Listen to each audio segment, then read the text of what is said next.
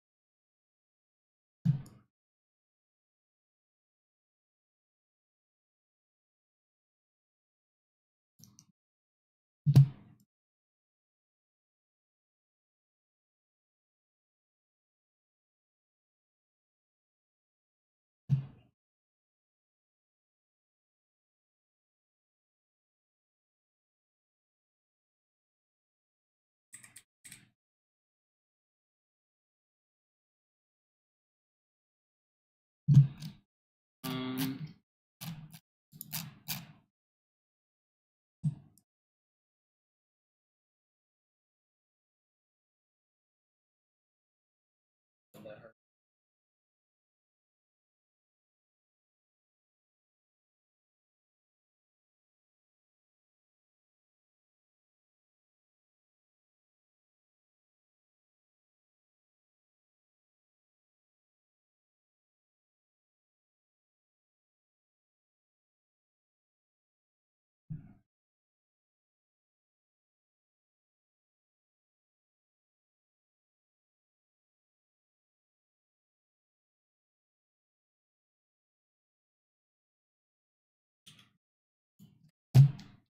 That's not there because they're just being executive. Like you say, you don't write bonds, you write checks. That's not high.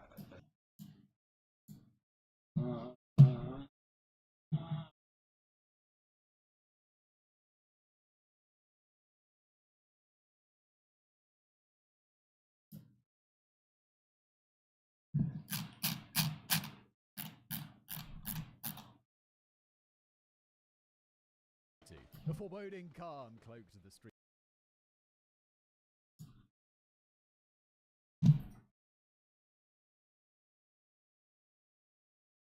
Hello, everybody. Welcome back to another episode of The Casual Criminalist. As always, I am Simon, your host. Today's episode, Scrooge McDuck the Terrorist, brought to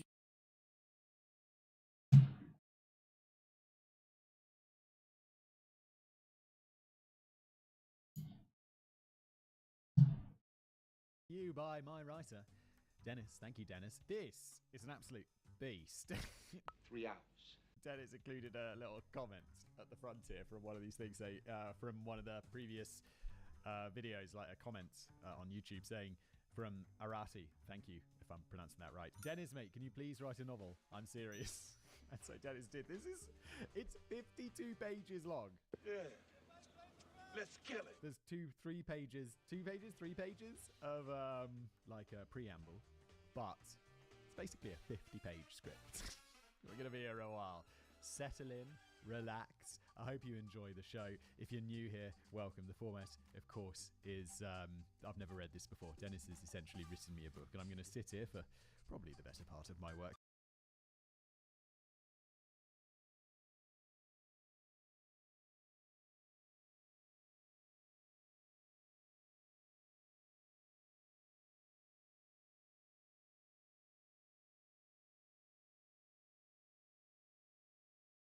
Day when you include breaks and everything, and read this book to you. Maybe it'll take more than one day. Let's find out. Let's jump in.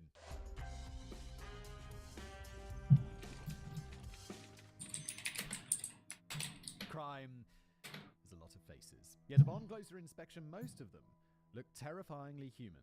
There's something strangely captivating about about the macabre beckoning us to explore. For some, it's the thrill of the chase, the challenge of piecing clues together, the satisfaction of seeing justice served, but sometimes we find ourselves magically drawn to outlaws and villains for reasons that are not so easily explained. Yeah, and sometimes it's just because people are sick. Like, sometimes I'll be like, yeah, I'm going to skip over the bit where where the person's removing people's eyes and inserting them into their butts and then taking them out and eating them. I made that up. Don't quite know how or where the fuck I got that from. But it's like, I'll skip over that bit because I'll be like,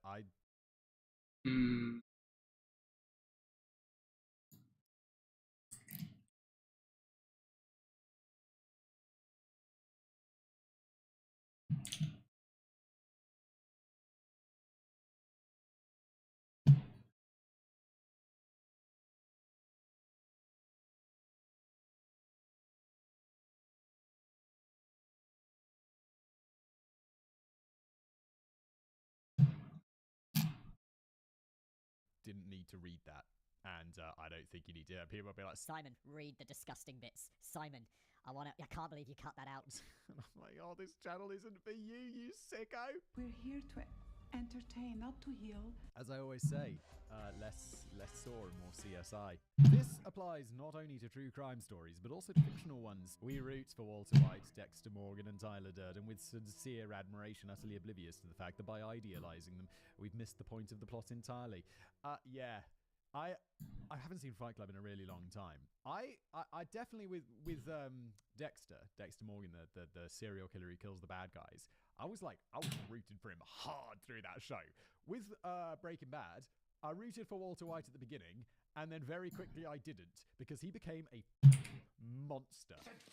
You and your eyebrows. Like, no one was rooting for Walter White by the end of that show, were they? Surely not. You were just like, I hope he either gets killed or his cancer comes back and kills him. That sounds like, I hope his cancer comes back and takes him away from the world, is a phrase that should never be uttered. But in Walter White's case, I was like, oh my God, come on. He deserves it. He became a monster. This is not necessarily because we approve of their actions, but due to a faint glimmer of recognition. Oh yeah? I don't know about Walter White. Walter White more than like Dexter Morgan. My desire to kill anybody is pretty much zero. But my desire to become a meth kingpin? Well, let's talk about that. Yeah, let's talk about that. Their primal desire for violence and destruction still lurks beneath the paved surface of civilization, and even though this force rarely erupts, we can sometimes feel its tamed movements in the uncharted trenches of our own psyche. It is with this uncanny blend of horror and self-observation that we peer into the true crime abyss, leaving us wondering if the difference between the perpetrators and ourselves is truly that profound. Sometimes yes, sometimes no. Sometimes it's like, oh, okay, this person did this because of that. I'd be like, yeah. I mean, like, I could put myself in that position. Like, I don't know. This like, I feel like on one episode I was like, yeah, I could kill someone if necessary. And people were like, whoa, Simon, steady on. And I'm like, is that so unusual? Like, there's definitely situations where it would be like, people do this every day, like, legally, in, like, wars and shit. And it's like, yeah, if you're in that position, I'm pretty sure I could do that. Like, and if you think you can't, you probably could. Because, like, the military and stuff, really good at training you to be able to kill people. It's kind of what they do. There was something, I don't want to butcher the facts too much, but I think I made a video about this once. There was, until, like, the mid-20th century, I think it was after World War II, soldiers were really bad at killing other people. They'd be great with guns, they'd be good at all of this stuff, but when it came to killing someone, they were like, oh no, I don't like that, that's another person. And so what they did is they started changing the targets in target practice to cutouts of people, and it made it much easier, and the soldiers became much more effective at killing people. I think this was an American-specific example, but I think Vietnam became the first war where this kind of post-indoctrination of shooting at targets of people rather than just circular targets became a thing. I'm sure I'm butchering these facts, but it was like a crazy statistic jump of how many people were willing to kill people after just like changing what the targets looked like. Because the military's really good at getting people to kill people. What a genius insight, Simon. Well done. And when the credits of yet another episode roll, we may be left with the low-key impression of having learned something about ourselves, subdued and sealed away by the much greater force that is our morality. I mean, you're the one watching the guy who has literally 22 writers locked up in his basement for entertainment purposes. You're in no position to disagree, Dennis. We've talked about this. Don't mention the basement. You've got to mention that you're free and happy and living on the outside, Dennis. Come on. Am I right, Dennis? What you did, you upset him. No, you. At first glance, this episode unfurls the career of a terrorist, an out-of-control mastermind driven by the lowest of motives, toying with human lives as though they were entirely worthless. I'll report on arguably the most notorious crime series of post-war Germany, committed by a twisted soul that could have gone down in the annals as a disgrace. But let me emphasize the important part here. He could have. He actually became a national hero instead. I just recorded an episode, I can't remember what it was, and it was titled like, oh, it was the Chopper Read episode that David wrote for me. And David lives in Australia, and he was like, this guy's like revered. And I finished that episode being like, yeah, he's a piece of shit, isn't he? And apparently he's beloved in Australia as an outlaw. And I'm like, yeah, that's because he told like a really good fictitious story of his life. But the guy's a douche. Or he was. He died. I think it was cancer in the end they got him or something. I think he drank so much his liver died. That was it. His liver died. And he got like cirrhosis, not cancer. Is cirrhosis cancer? Is that a type of cancer? Probably not, right? That's just when your liver gets all ruined because you drank too much. All we gotta do is tell the story right. This is the story of the most cunning, most intelligent offender we've covered on this channel so far. His genius being reminiscent of an over-the-top movie character. Even though this is a truthful account of real events, every other paragraph will feel like a Hollywood screenplay, yet the deeper we delve into this roller coaster of a case, the more you'll realize this episode is actually all about you. Also, as an unexpected detour from our usual narrative journey, we're not dissecting the past, we're confronting it head on. For the first time on The Casual Criminalist, I personally scored an exclusive interview with the elusive mastermind himself, who, despite now leading a secluded life, agreed to share his side of the story with us. Oh, this is cool. Dennis sent me a box. Hold on. He sent me a copy of this dude's autobiography, which is entirely in German. So I won't be reading this later. And a signed photo of the dude. I already like him. It's also in German, but this is still very cool. I didn't crease this, Dennis. I'm sorry. The postal service creased it. I don't know why. The box was quite beat up. It was an experience, to say the least. Easily the weirdest encounter of my entire life. And I say this as someone who was once lectured about Japanese rope bondage by a nun at an airport cafeteria. Okay. I dare propose a wager. Over the course of the next few hours, you'll carve out a vivid image of this perpetrator and forge your own moral verdict about him, and you will feel somewhat certain about your conclusions. Yet once I reveal his utterly surprising response to one specific and very basic interview question, I assure you, any initial conclusions will be upended in an instant. Depending on your interpretation, this might very well be our first episode, where the culprit is genuinely the good guy. Okay, let's see. I feel a little bit biased because I've got his autobiography. He signed this thing for me, but I'll try and be impartial. Okay, let's go. Scrooge McDuck greets his nephews. Hamburg, Germany, 1922. A foreboding calm cloaked the street as if the boulevard of shuttered shops and closed restaurants had been paralyzed with sudden anticipation. No footsteps echoed through the night. No voices betrayed the presence of any nearby pedestrians. Only the distant noise of passing cars broke the silence every once in a while. But if someone had been there to witness the moment, they would have detected a certain unease tugging at their attention. The flimsy piece was deceitful and vibrant to the touch, a premonition of something vast and heavy in the atmosphere, as a sinister pulse wormed its way through the towering facades flanking the street. You could hear it emerge from the Golden Shop windows, where high-end household items were flaunted, visible to all, yet out of reach for most. The insidious ticking noise was not a metaphor. It emanated from a makeshift pipe bomb hidden in the housewares section of Hamburg's Karstadt department store. The good guys put a pipe bomb in a department store, Dennis. It's not a strong start for him. I also do feel like I'm reading a novel. I feel like this is how novels sound in my head when I read them. At the stroke of 1 a.m. I don't know why. It's like that very novel-y voice. The hour hand of a mechanical timer met with an electrical contact, igniting a dance of destruction. Pinpoint sparks shot up from the cellophane wrapping, setting off a series of electrical discharges that raced through the wirings. The moment they reached the black powder core, a resounding boom echoed across the desolate aisles, like a gunshot starting a race against time. The blast upended shelves, cracked floor tiles, smashed hundreds of expensive porcelain items, and sent their fragments flying like artillery shrapnel. The deafening pressure wave reverberated through the corridors, leaving nothing behind but a trail of destruction, debris, and streaks of pulverized glass that drifted slowly to the ground. And then, after the deep rumble had wafted up and down the walls a couple of times, silence settled in again. But not for long. Within minutes, the sounds of sirens heralded the arrival of first responders from every direction. In a flash, of red and blue. Police cars, fire engines, and ambulances converged on the mall, and just like an orchestra, each section played its part in perfect sync. Dennis, mate, this could be a book. I feel like this is it's very, very nice. Like, all of these metaphors are so thought out. I feel like I'm genuinely reading a book. Oh, I don't deserve you. That's my favorite one. Really? You know what I like?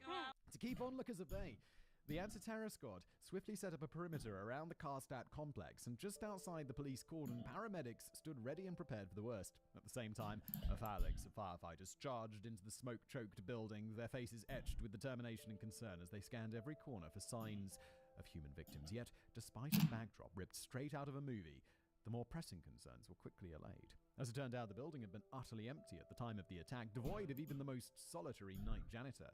There was no cleaning crew scheduled for that night, and the temporary workers assigned to restock the shelves weren't due to arrive for several more hours. With a deep sense of relief, the experts also confirmed that the damage, while considerable, did not pose any threat to the structural integrity of the building. The tableware section had indeed been reduced to a wasteland. Yet the building itself was virtually unaffected, and so, once any immediate dangers had been dispelled, the real investigation began with a late-night phone call, summoning one of Hamburg's most capable investigators to the scene. As Detective Michael Dalecki's car glided through the city minutes later, his piercing blue eyes remained focused on the road ahead, and his calm face betrayed the extraordinary wisdom that he'd amassed through his accelerated career. As the chief investigator of Hamburg police, Dalecki wore his authority with the same ease as his neatly pressed suit, a testament to the balance he had struck between the demands of his job and the compassionate nature that defined him. It's like a movie, Dennis. I'm like, it's like, I am imagining this playing out like a movie in my mind. This should be a movie. Is this a movie in Germany? At this point in his life, he had been quite the public figure. The media had taken to calling him the genius.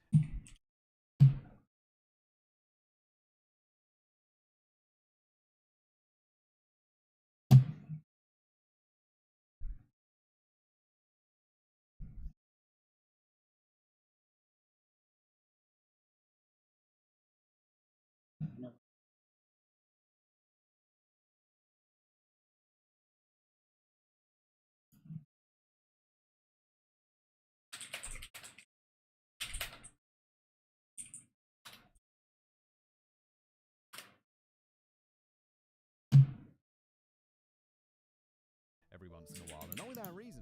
His ability to unravel even the most twisted and convoluted of cases was the stuff of noir folklore, and his file of awards and commendations could paper the walls of his office, so to speak. The air was still stained with the acrid tang of explosives when Dalecki arrived. From the outset, the prospects were looking grim. The forensics team painted a bleak picture of their findings, or rather, lack thereof.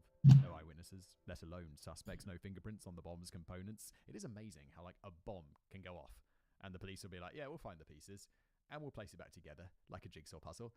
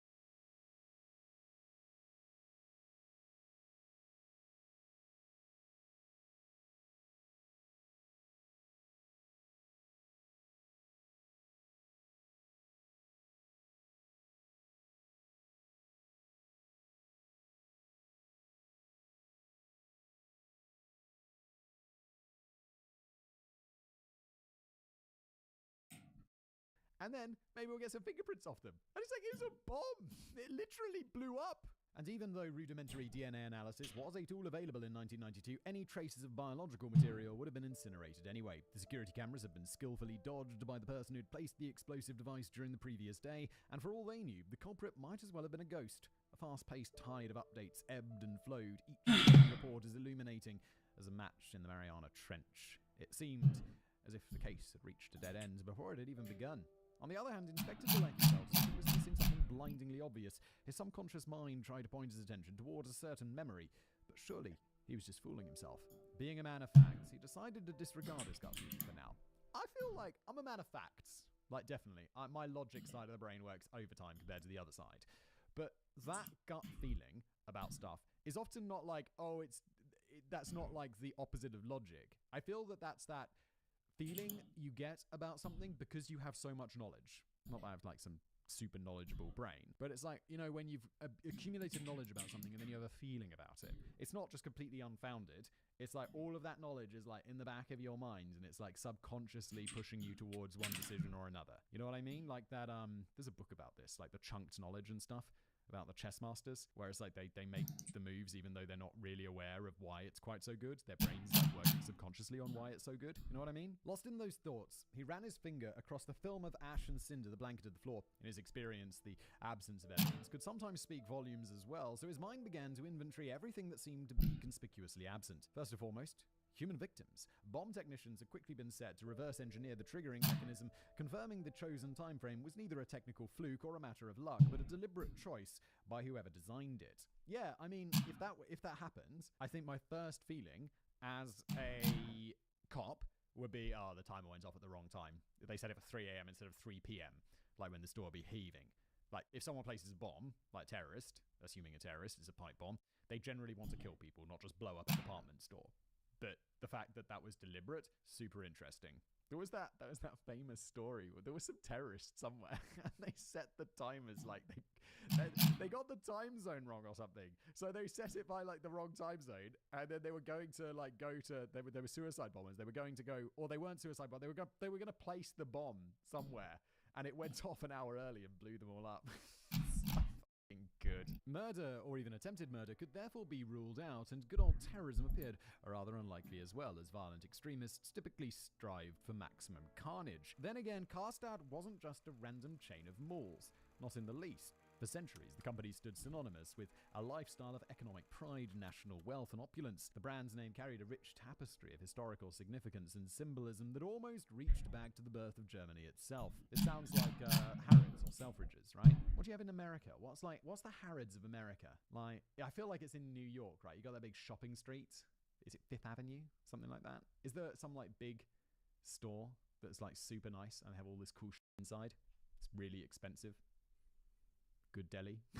Ever since the first emperor had been crowned, Karstadt would gladly align itself with those who currently held the reins of power. If you know anything about European history, then you're probably aware that this is not necessarily a good thing. In other words, I don't know, it's a business. It survives. Like, you know, you got to do what you got to do. You don't want to take it too far. You don't want to be like IBM. Right, it's like, what are you working on, IBM? Oh, we're working on a system to document the Holocaust. Oh, okay. That was IBM, right? I don't want to get it wrong and shout IBM out for doing something horrible. I'm pretty sure it was IBM, allegedly. In other words, Karstadt was an obvious target for several types of political extremists. If it came down to that, the election concluded, they should receive a confession letter shortly. The first light of dawn had barely crept over the horizon when the task force got their assumption confirmed. A cell of radical anarchists publicly claimed responsibility for the attack. According to their statement, the bomb had been intended to protest Western consumerism. Only a few years prior, the same group had carried out a similar attack at an empty office building, lending their words a sheen of credibility. This is so stupid. Like, how are you going to protest Western consumerism by setting off a bomb? Yeah, it's really going to do a lot to stop people shopping. Well done.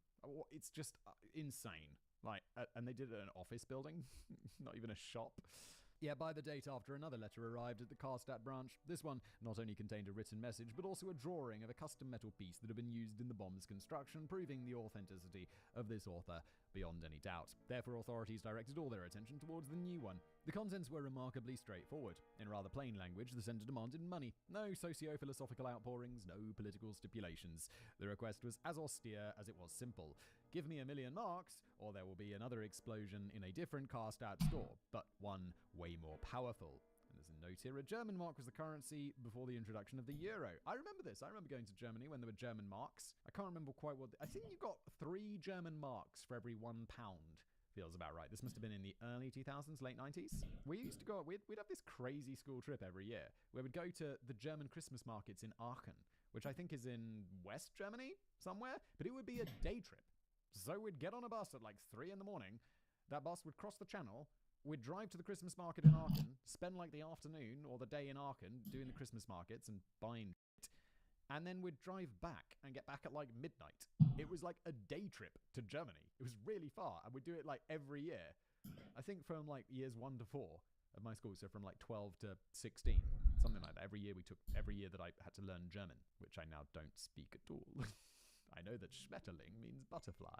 Sorry, so coincidentally, 1 million marks from 1992 is pretty much equal to $1 million today when adjusted for inflation. That makes everything very easy. So he wants $1 million, does he? If the company was going to agree to pay the ransom, they were asked to place an ad in a daily newspaper stating this cryptic sentence: Scrooge McDuck greets his nephews. They would then receive further instructions. As Delecky perused the letter for the umpteenth time, he was once again assailed by an uncanny sense of deja vu. The course of events vaguely mirrored what had happened 4 years prior. Even though this mental connection was more of an instinct than a logical conclusion, everything felt strangely reminiscent of that one cold case, widely regarded among the most embarrassing blunders in German police history. Could it be him again? Was the unknown perpetrator the same mastermind who fooled the police back in 1988? Yes, it must be him, Delecky contemplated as his adrenaline levels spiked through the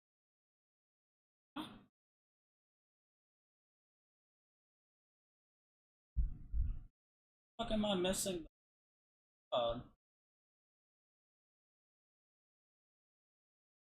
roof.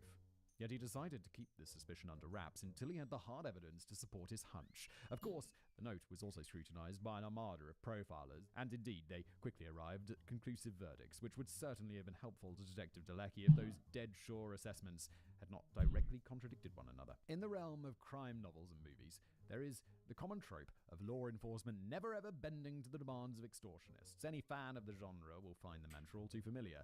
We don't negotiate with terrorists. Yeah, except governments negotiate with terrorists and like blackmailers all the time. Yet in reality, this concept couldn't be further from the truth. Simon recently released a Today I Found Now video about the topic in case you're interested. God, that doesn't feel so recent. When was that? I don't even remember it.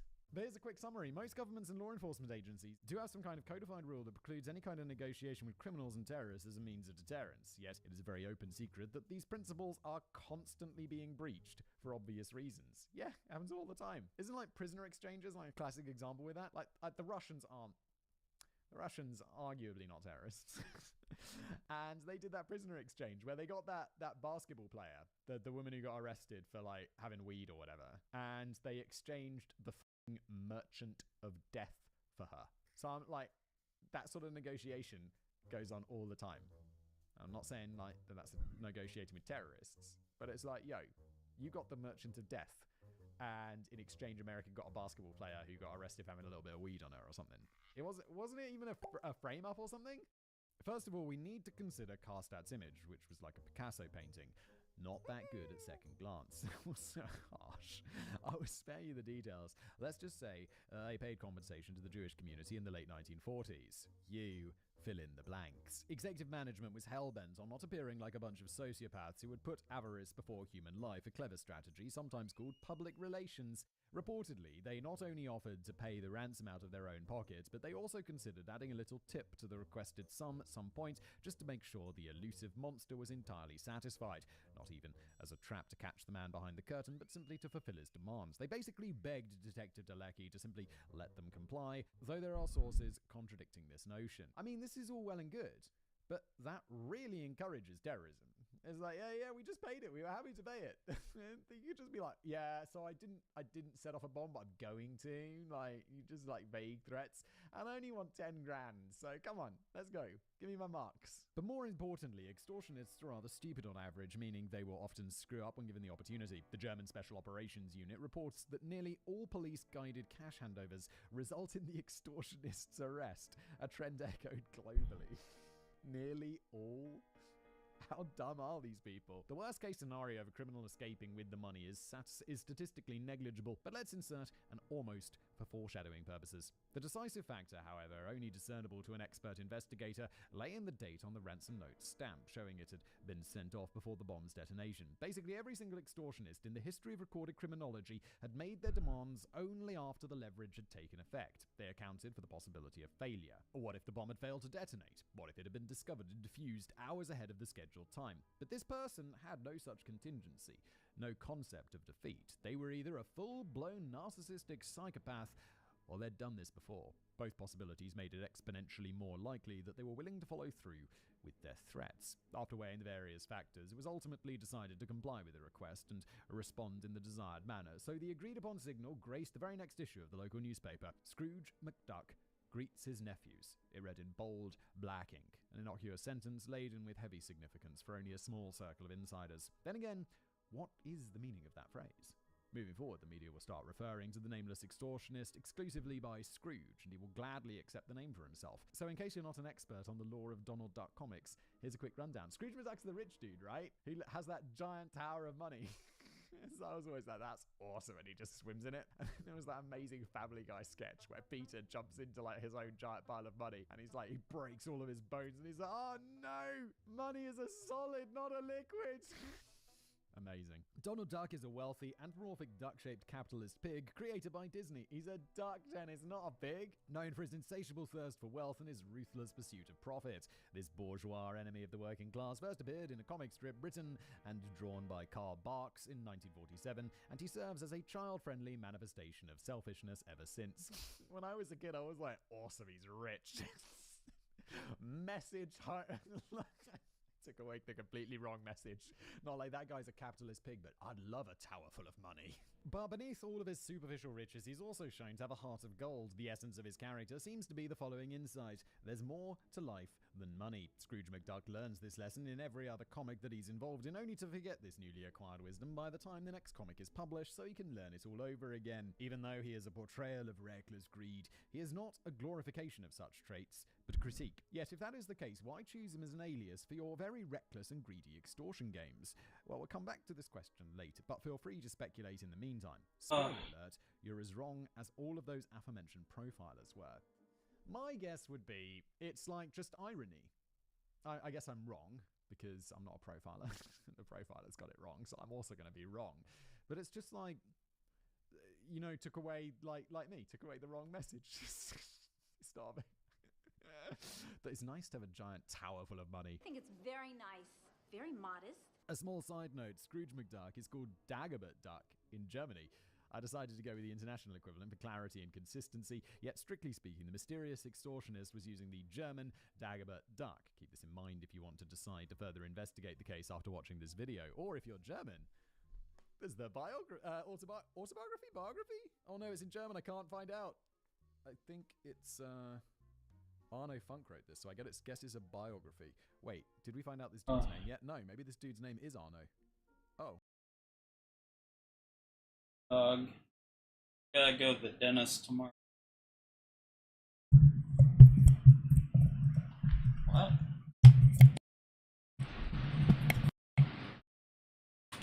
Why the fuck is it yellow?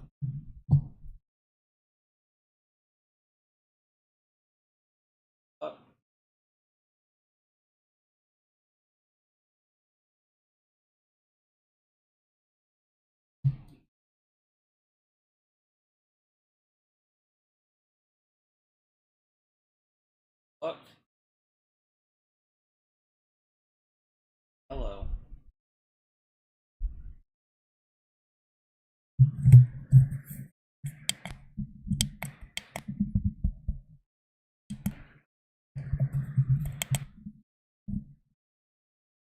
Oh, the fuck. I don't know what the fuck that means. But, okay.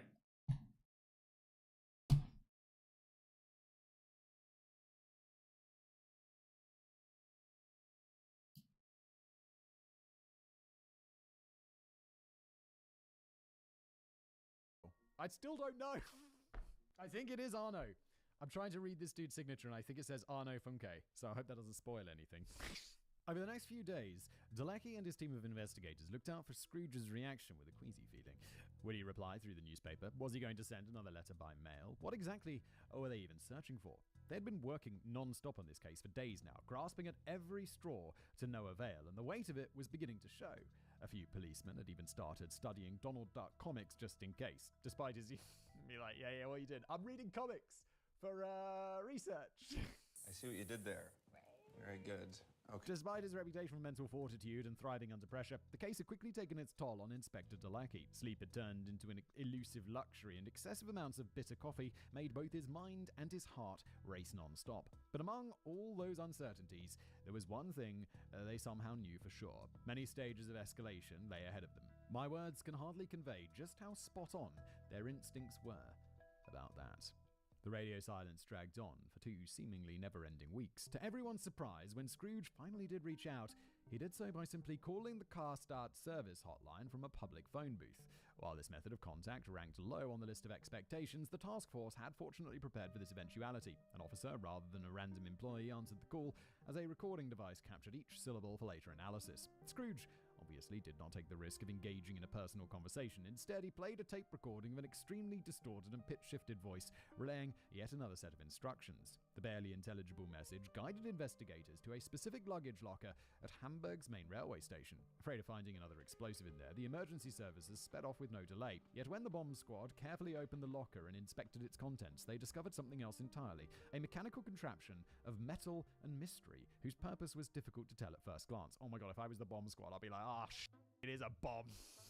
Like, you looking for a guy who plants bombs and you open a locker in a public place and there's a mechanical device in there, you're like, Being the bomb squad's got to be fucking terrifying. Your job is to just go up in that big suit and deal with bombs and possibly get blown up. And I mean, how useful is that big suit? If a bomb goes off, it's a bomb. Imagine a backpack with an elaborate metal chassis and magnets attached to the rear side. Neither the explosive experts nor Inspector Delecky have ever seen anything like it before. Fortunately, the ominous object came with a short user manual of sorts, written in the familiar font of Scrooge's typewriter. The ominous device was a self-developed high-tech solution for secure money delivery, the letter explained. A self-developed high-tech solution for secure money delivery? What is this? It instructed police officers to place the money into the bag-like component and fasten the zip tightly. Once the cash was safely stowed inside, they were supposed to attach the entire apparatus to the rearmost carriage of a specific train. The magnets were aligned precisely to fit the outer coupling mechanism.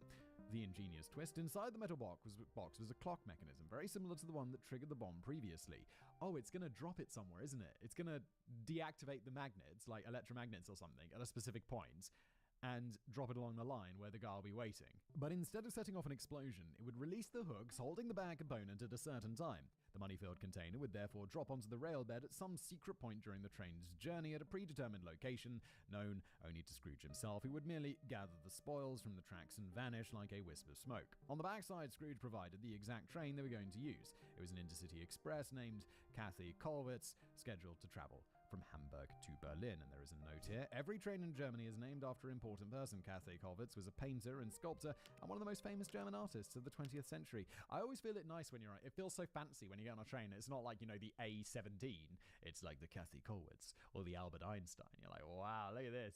Scrooge's plan seemed completely ridiculous, but undeniably brilliant. You see, the two cities were almost 300 kilometers apart. There was no way to deploy officers across the entire route. Delecky's gaze darted back and forth between Scrooge's device and the policeman who surrounded him in eager anticipation of orders. The train in question was due to depart in a couple of days. Maybe there was enough time left to gain the upper hand after all. The police technicians found themselves tasked with a new objective: reverse engineer the gadget, figure out the timer's configuration, and then calculate the location at which Scrooge would be waiting for the cash. It was his engineering expertise against that of the entire police force, which does sound like an easy win on paper, doesn't it? It does. I mean, I can think of ways that you could do this now where you couldn't do it, like with encryption and stuff, where they wouldn't be able to break into it and figure it out. But is this a mechanical device? I mean, surely. How can you...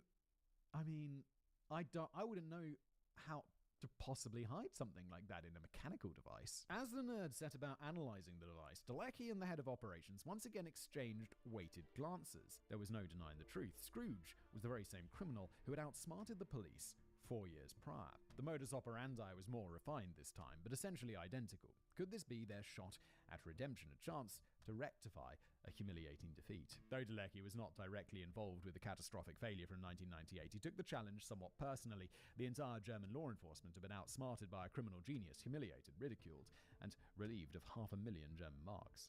The memories of this bitter defeat had haunted thousands of crime fighters ever since. Maybe This was their fateful opportunity to rectify a major slip-up. Oh no, I'll just be thinking, it was really hard the last time, and now we're going to get taken again, and it's going to be for twice as much. The detective's sentimental contemplation was interrupted when the technicians announced a surprisingly swift breakthrough. Scrooge had made a grave error by simply recycling the design of the bomb's trigger mechanism, which was both familiar and rather simple to begin with. After unscrewing the box and ransacking the inner blend of wires and security and circuitry, they had discovered that everything was connected to a slightly modified alarm clock set for 5:52 p.m. This is way too obvious. This is way too obvious. Although Scrooge had disabled the display, they could easily reconstruct the alarm time. The detectives huddled around a map, feverishly calculating the precise location of the train at the moment of the drop. It was a mathematical conundrum everyone had encountered countless times during their school days, never imagining that one day it would be the key to potentially saving lives. The location they pinpointed was a minuscule village, barely a blip on the map, nestled 100 kilometers from the bustling city of Hamburg. Oh, you guys are getting taken for a ride. This was too easy. It's a red herring. Maybe the train's just going to go all the way to the final destination where the guy just grabs it. It just gets into the station and he's waiting there just to collect the money. It never drops off, or he takes it at before it leaves or when it pulls into a station, something like that. Or maybe it will drop at that point. Yeah, that's okay. That's where I'm thinking what's going to happen. So this train is obviously going to stop several times along its 300-kilometer journey. And if there was no mechanism, the only point that he could collect the money would be when it pulls in to specific stations. So the police would be stationed at every specific station along the route. But by dropping it off at some point along the route at this tiny little village, the police are going to wait exclusively there. So if I were the police at this point, I would very much, just in case, station people at that tiny village where it's due to drop, but also I would station police at one, on the train, looking out the back, and then two, also at every station, right? That's the checking all the boxes plan. At exactly 4:40 on the specified day, Kathy Colvitz roared out of Hamburg's main station with the ominous device firmly attached to its rear. Members of the Scrooge task force sped down the highway in unmarked cars hours ahead of the Intercity Express. They mentally prepared for the inevitable arrest and their well-deserved moment of sweet victory. Oh, guys, we're 10 pages in. It's not happening. They envisioned Scrooge standing in the middle of nowhere, nervously watching the tracks, waiting for his ill-gotten gains to fall into his hands, completely unaware of his impending doom. The cat-and-mouse game was building up to the climax. The team had arrived early, leaving them to stew in the seemingly indeterminable stretch of time before the big showdown. With the villagers ushered into their homes for safety, the assembled officers assumed their hidden positions, scanning the area for anything out of the ordinary. They slinked from one vantage point to another, ensuring every possible angle was covered. And then, when all preparations for the surprise party were completed, the suspense began. The minutes inched by, and the tree's shadows grew ever so slowly.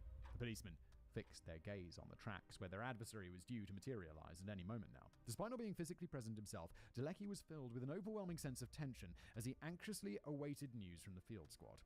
Waiting back at the headquarters, his thoughts drifted to 1988 when Scrooge, then still under a different name, had pulled off a very similar plan, There, deleter.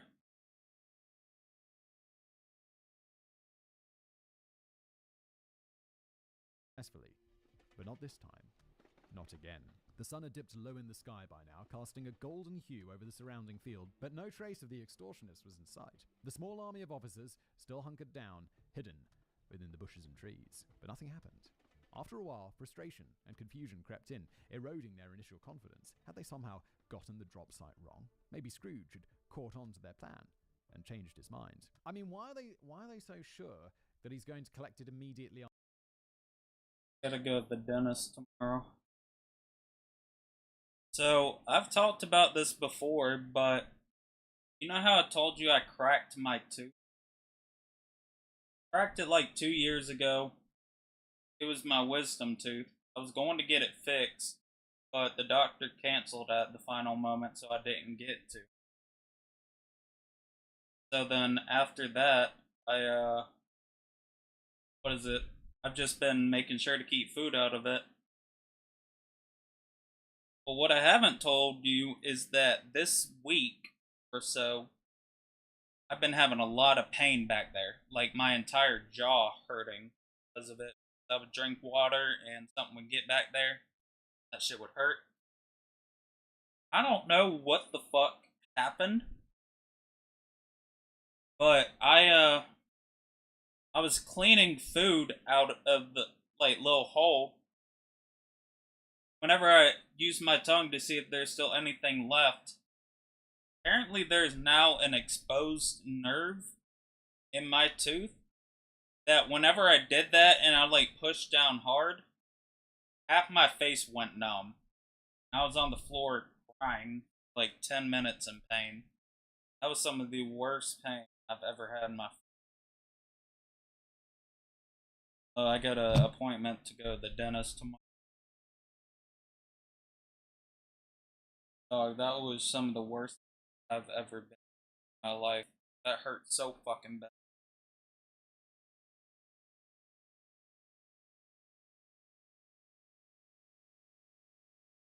Dog, I legit that because the thing was, see, part of it is my fault for being retarded because I felt like a numb pain. I'm like, dog, I tried to. Literally, what happened was I scheduled an appointment to get my wisdom teeth removed, and then I used my days off from work. Like I used my vacation days to take off from work. And the doctor that was going to come in and do it, he canceled. And he's like, oh, sorry. Could you come back next month? I'm like, no. You just ruined it. And so, this was like 2 years ago. So shit, I tried. But then after that, that's whenever I left that job and... Or no, I got let go. And then everything else started happening. Because the thing is, it didn't hurt before.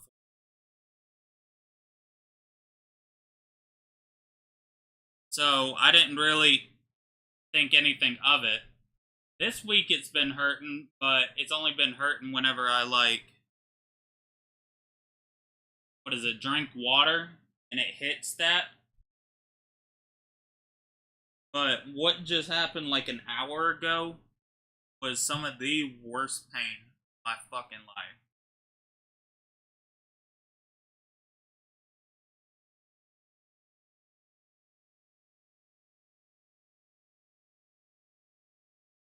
But yeah, because dog, it was only a tiny chip at first.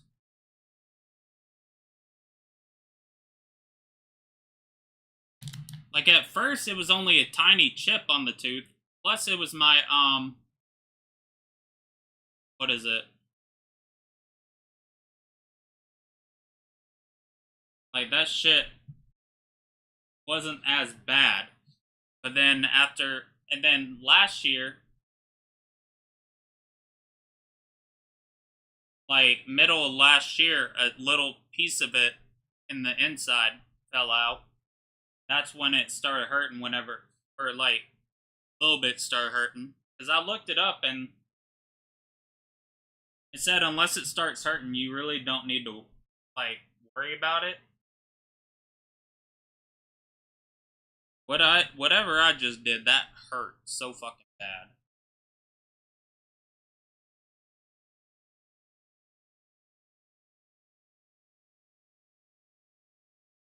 Now I can't even eat. Hungry as fuck.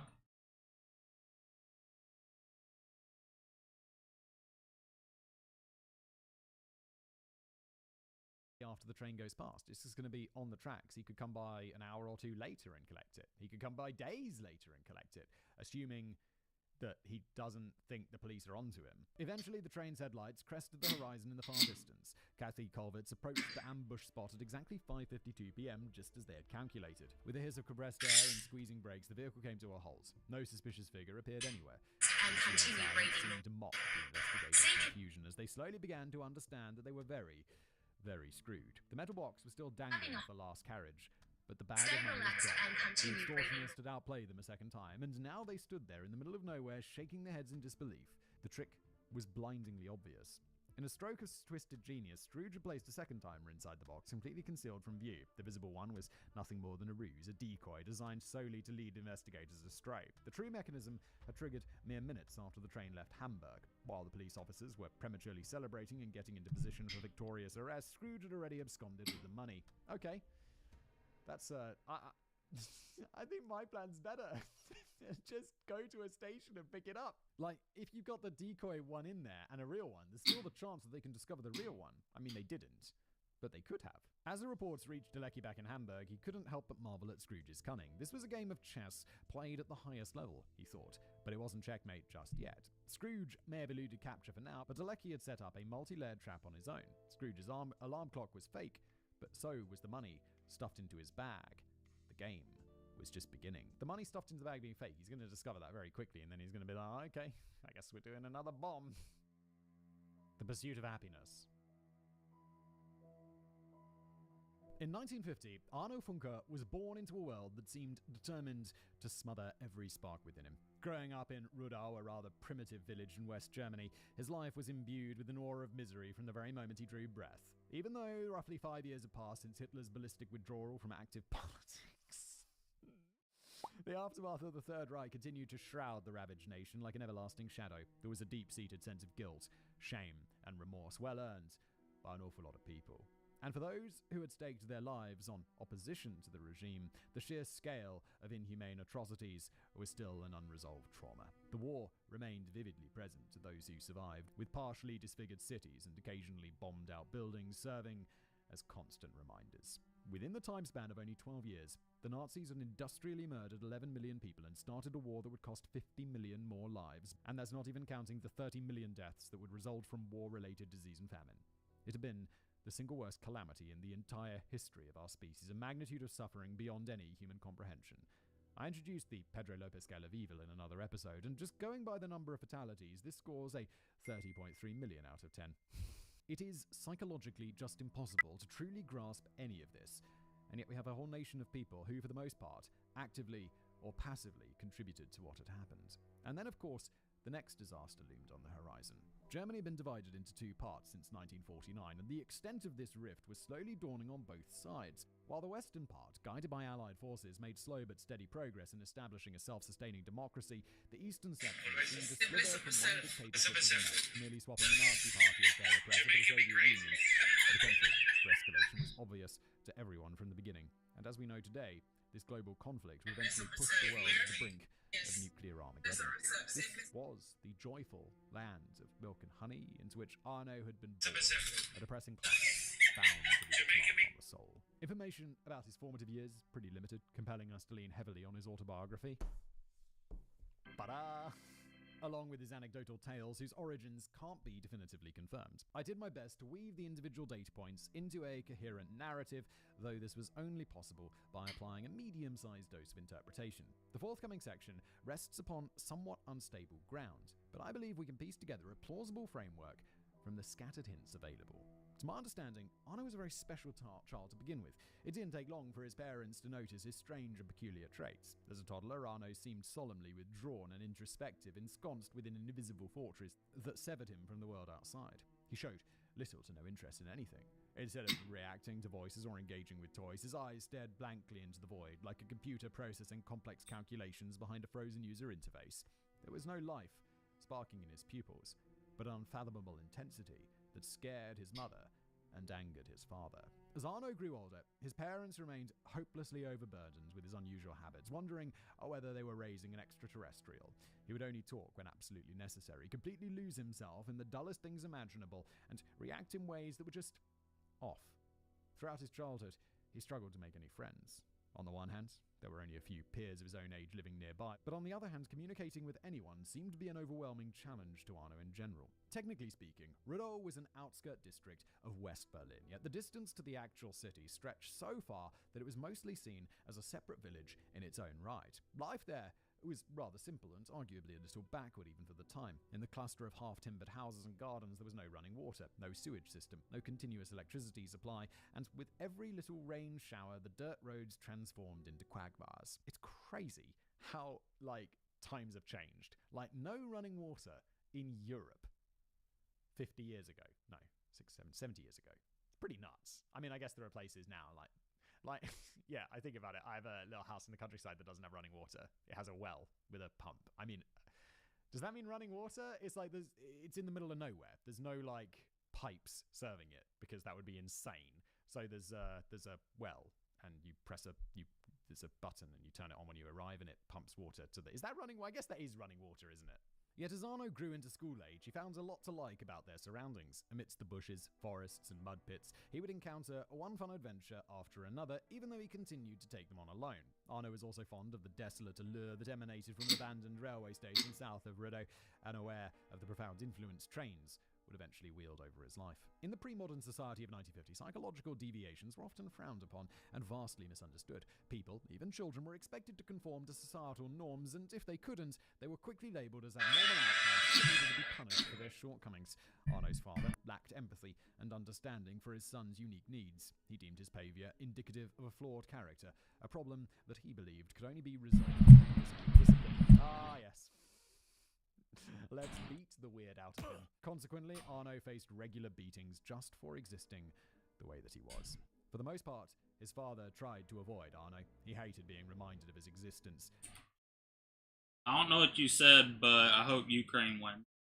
But if he was somehow forced to deal with the child, he would often resort to violence. The young boy quickly figured out the pattern and how to escape it, by not daring to exist in front of his father's eyes. For the lack of paternal love, he instead sought emotional connection with the nearby farm animals. The Funke family owned a chicken coop behind the house, whose feathery inhabitants quickly became Arno's dearest playmates. He would spend entire days just sitting among them, as if the hens understood his innermost nature better than humans ever could. One day, however, when the smell of dinner drew Arno into the kitchen, he became suspicious at the sight of the meat on his plate.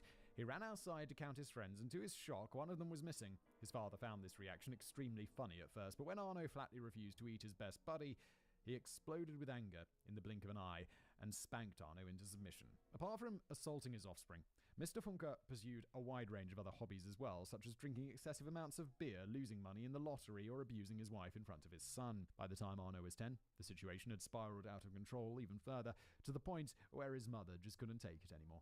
In early 1960, she made a life-changing decision for Arno and herself, starting a new life free from brutality by escaping to New Cologne, a working-class suburb in the western sector of Berlin. You might assume that a violent and possessive tormentor would make every effort to keep his punching bags in his clutches. Yet much to my surprise, Mr. Funke neither applied any force nor psychological pressure. Quite the opposite. His indifference towards his family apparently outweighed his seeming narcissistic impulses, so he was mostly fine with the decision and simply allowed them to go. Up to this point, everything sounds like a bit of a parenting guide for those who seek to raise serial killers, but despite all of that, Arno would later describe these early years as the happiest in his entire life. From our perspective, urban Berlin may seem like the lesser of two evils, but according to Arno himself, it was decidedly not. Known for its vibrant art scene, gritty streetscapes, and winding alleys lined with trendy cafes and alternative restaurants, New Cologne serves as one of the world's largest hipster hotspots in contemporary times. Yet when Arno ended up there in 1960, it was arguably even worse. Between the rundown facades, it reeked of decay and poverty for miles around. Arguably even worse. The attitude among the locals was rough and governed by social tensions. Neighbours remained strangers, and everyone was drunk at all times. In a cramped and dismal corner of the city, the Funke family had taken up residence in an unassuming backyard hovel, hidden from sight by a labyrinth of shadowy staircases. Arno found himself immersed in a world that bore no resemblance to his former life. Gone were the days of wandering through the woods, communing with the wildlife, and basking in the tranquil stillness of expansive crop fields. In their place, Arno now faced a grimy and treacherous metropolis.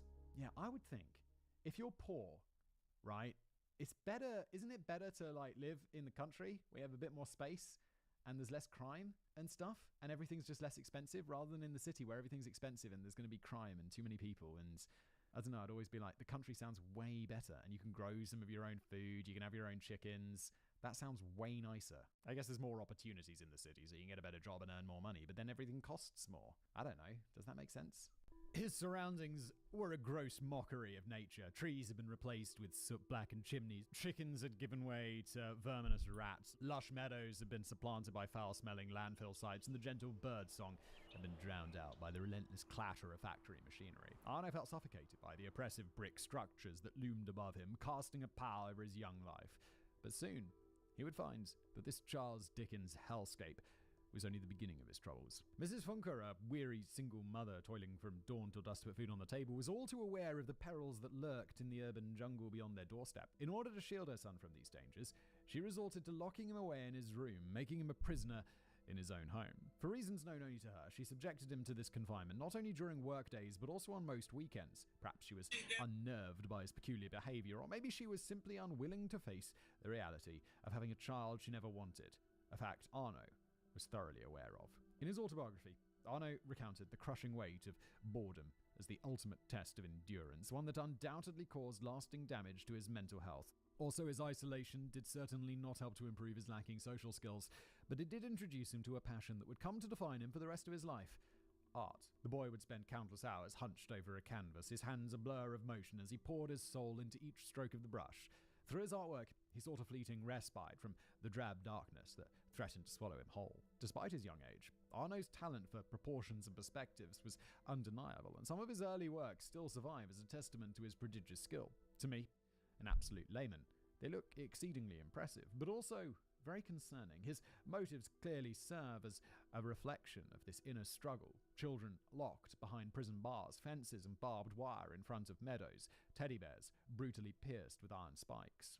It sounds like the sort of thing, it's like if you did that in school, the teachers would be like, So, Mr. and Mrs. Whistler, have you, considered your child seeing a psychologist? We just want to make sure everything's okay, because they keep drawing teddy bears with spikes through their faces. oh no, she seems so normal. As time wore on, his paintings grew increasingly somber, a clear indication that while art may have slowed his descent into the abyss, it would neither halt nor reverse it. Not even the most opaque colour could conceal the empty canvas within him. Mrs. Funker, though aware of her son's disquieting artwork, maintained her iron grip on his freedom. Arno's only reprieve from his confinement came in the form of brief trips to the communal toilet, which they shared with other tenants, and of course, he was allowed to leave for school. Arno attended the notorious Rutley School, a rather problematic institution to this day, plagued by violence and drugs among the students and resignation among the teachers. It had been a catch basin for those without prospects, and Arno blended seamlessly with this backdrop. By no means did he cause much trouble for his teachers. He attended the lessons impassively, often isolated himself to the last row, and constantly lost himself in his own imagination. In terms of academic performance, Arno navigated his early school years as if it was nothing. Failure was quite the norm in this school, yet he seemed to defy the odds. He moved effortlessly through any intellectual challenge, conquering test after test with an ease that belied his reserved manners. Languages, though, were never his strong suit. Arno struggled to wrap his mind around the nuances of both German and foreign tongues, but he managed to pass his exams with little more than a shrug nonetheless. Mathematics and the sciences, however, were a different story altogether. In these realms, his mind raced at the speed of light, drawing connections and solving problems that would have left his teachers gasping for breath if he paid any attention to them. Complicated formulas bent and twisted to his will, rearranging themselves into neat solutions before his eyes. Geometric patterns snapped into place as if guided by an invisible hand, and when he contemplated scientific experiments, a detailed three-dimensional model would materialize in his mind's eye, as tangible as any object in the physical world. This assessment, by the way, was not based solely on Arno's autobiography. Other sources scientifically and reliably confirm his extraordinary intellectual abilities, and we'll have more on those a little bit later. Arno's life of boredom shifted dramatically the day he discovered the wonders of the library. Each day on his way home from school, he would load his arms with stacks of books, which he would exchange for new supplies the following day. Stories of adventure and fantasy held little appeal for him, as he rarely managed to emotionally connect with the protagonists. Instead, he found solace in the crisp, clear lines of non-fiction. Textbooks on technology, electronics, physics, and chemistry became his sustenance, as he devoured them with a voracious appetite. As the weeks and months passed, his academic expertise grew to a level that was nothing short of extraordinary. And yet, this newfound knowledge did not bring him the pride or sense of accomplishment one might expect. Arno had no idea how other people functioned and what intellectual capacity corresponded to the average. Therefore, he failed to recognize that he was exceptional. For him, becoming an expert in basically every type of science was simply a way to fill the endless hours that stretched before him. His mind was a tempestuous sea nonetheless, roiling with feelings of worthlessness and despair that threatened to pull him under at any moment. A black cloud of emotional numbness dogged his every step, casting shadows on any glimmer of happiness that dared to pierce the gloom. But Arno's autodidactic pursuits came at a price. The more he focused on cramming the entire body of engineering wisdom into his brain, the less seriously he took school. Soon he had intellectually transcended so far beyond the reality of the classroom that he had completely lost touch with the topics the teachers discussed. The school's climate of self-abandonment had caught up with him at some point, even forcing him to repeat 2 years of school after failing most of his exams. This was, and is, common practice in the German educational system, even though scientific studies have repeatedly showed that it is among the worst things one could do to a struggling student. Really? To have them repeat a year? But what happens if they do fail? Can they go on to the next year? They don't know how to do stuff, and then they're just going to be extra lost. How do you deal with that? Even I, the author of this episode, have been forced to repeat 2 of my school years, somewhat ironically for failing my English exams. This is crazy. Dennis's English is better than mine. I would have no idea that this was written by someone who didn't speak English as a first language, and it's certainly much better than anything I could possibly write. Dennis has done it! Among other things. Yet here we are. Shout out to Mr. Landstein, my former English teacher, who called me a hopeless failure instead of providing me with any kind of support. He did anyway. I slit his throat. In fact, funny parallels. My German teacher was kind of a bit of a...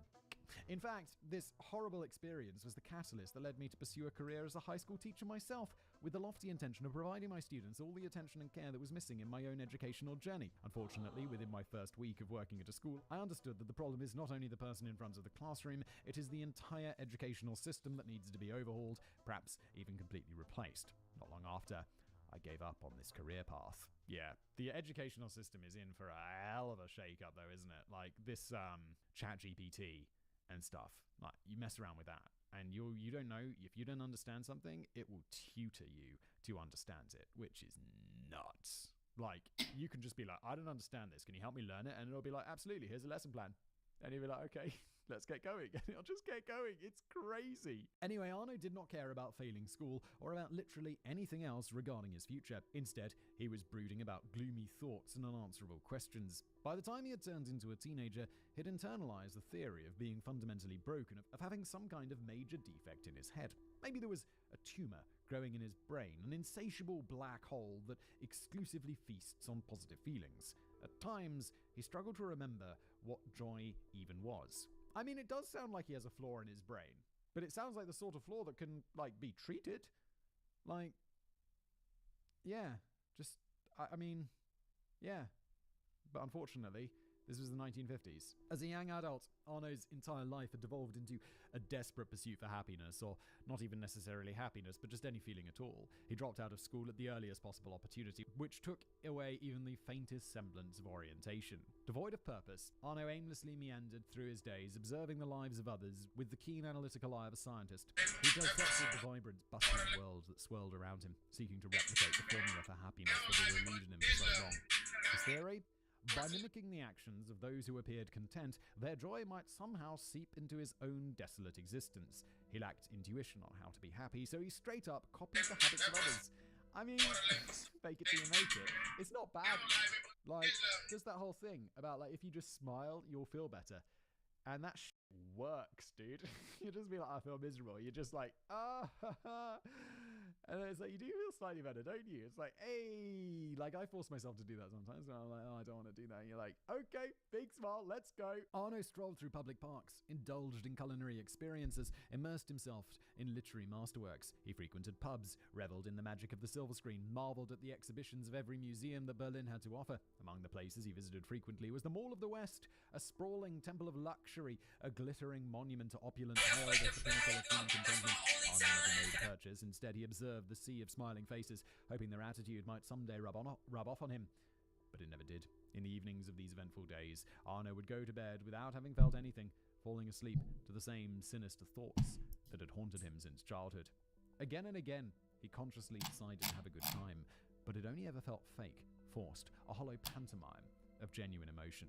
He was a robot unable to process the data of joy. Happiness was a foreign language to him, a concept he could describe only theoretically. The more he tried to do the right things in life, the more his soul withered away. However, Arno never harbored anger or envy. He believed the fault lay solely within himself, a malfunction in his inner workings, for which no one else could be held responsible. The following years were a collection of even more false starts. Since nothing and no one could truly stimulate him anyway, he simply let himself drift. He embarked on a series of vastly divergent career paths, each one a vain attempt to find a place where he belonged. He dabbled in sign painting, seeking to harness his experienced hands, but the march of progress and the rise of automation had rendered his skill set entirely obsolete. Turning to the realms of entertainment, he briefly tried his luck as a disc jockey, reasoning that surely a fun profession would foster a fun disposition. Alas, his lack of musical aptitude doomed the endeavor from the outset. He would later drive a truck for a beverage company because finding joy in simple things was a widespread phenomenon, or at least he had heard about that. It didn't work for him. He then turned to manual labor, hoping that physical exertion would spark life within him. Yet his stints as a construction worker and a mechatronics technician, which is a real word, Simon. Mechatronics, okay, don't know what it is, left him feeling just as empty as before. What is mechatronics? Look up. Technology combining electronics and mechanical engineering. Well, there you go. Could have guessed that, couldn't I? One would think. No matter the job, Arno almost immediately grew apathetic. The monotony of routine chafed at his spirit, leaving him yearning for the freedom and expression that he found in the arts. It sounds like you need to be an artist, mate. I guess there's not a lot of money, and that is there. But you could, I wish you would have done it for your YouTube channel. Have a crack at it at least. That seems to be something you do find joy in, like painting. So just drive the truck and then paint. Like, a lot of people do jobs they don't like so they can pursue their interests. My coffee is so cold. I've just been so absorbed in this story. I had a hot cup of coffee when this episode started, and now it is stone-ass cold. He tried time and again to break into the world of commercial creativity as a side hustle. Well, there we go. But each foray led to another failure. Photography offered a fleeting glimmer of hope for a while, but ultimately his innate shyness proved his undoing once more. He felt as if he was intruding on others' private moments with his lens in an unethical way, even though that was exactly what they paid him to do. Fate ultimately led him to a small car repair shop, where he found work as a spray painter. But it was not passion that tethered him there, but the friendship he forged with Heinz, his boss. Quite a big deal for him. This way, he could at least ease his all-consuming loneliness a little. But one must not draw any wrong conclusions. He was still beyond miserable. As he entered his mid-30s, Arno's suicidal tendencies began to take the shape of concrete plans. In his imagination, he had already put an end to it countless times, but had never acted upon it in any way.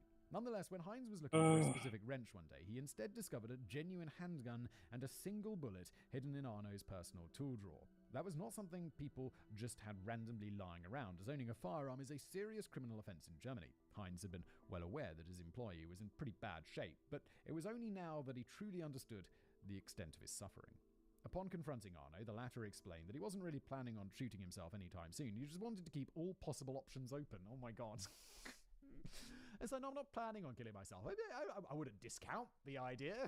Heinz immediately ordered Arno to dispose of the gun, and Arno obliged under Heinz's strict supervision. Yet, in a beautiful twist of fate, this somber encounter strengthened the bonds of friendship between the two men, which led to a positive spin on Arno's general mood.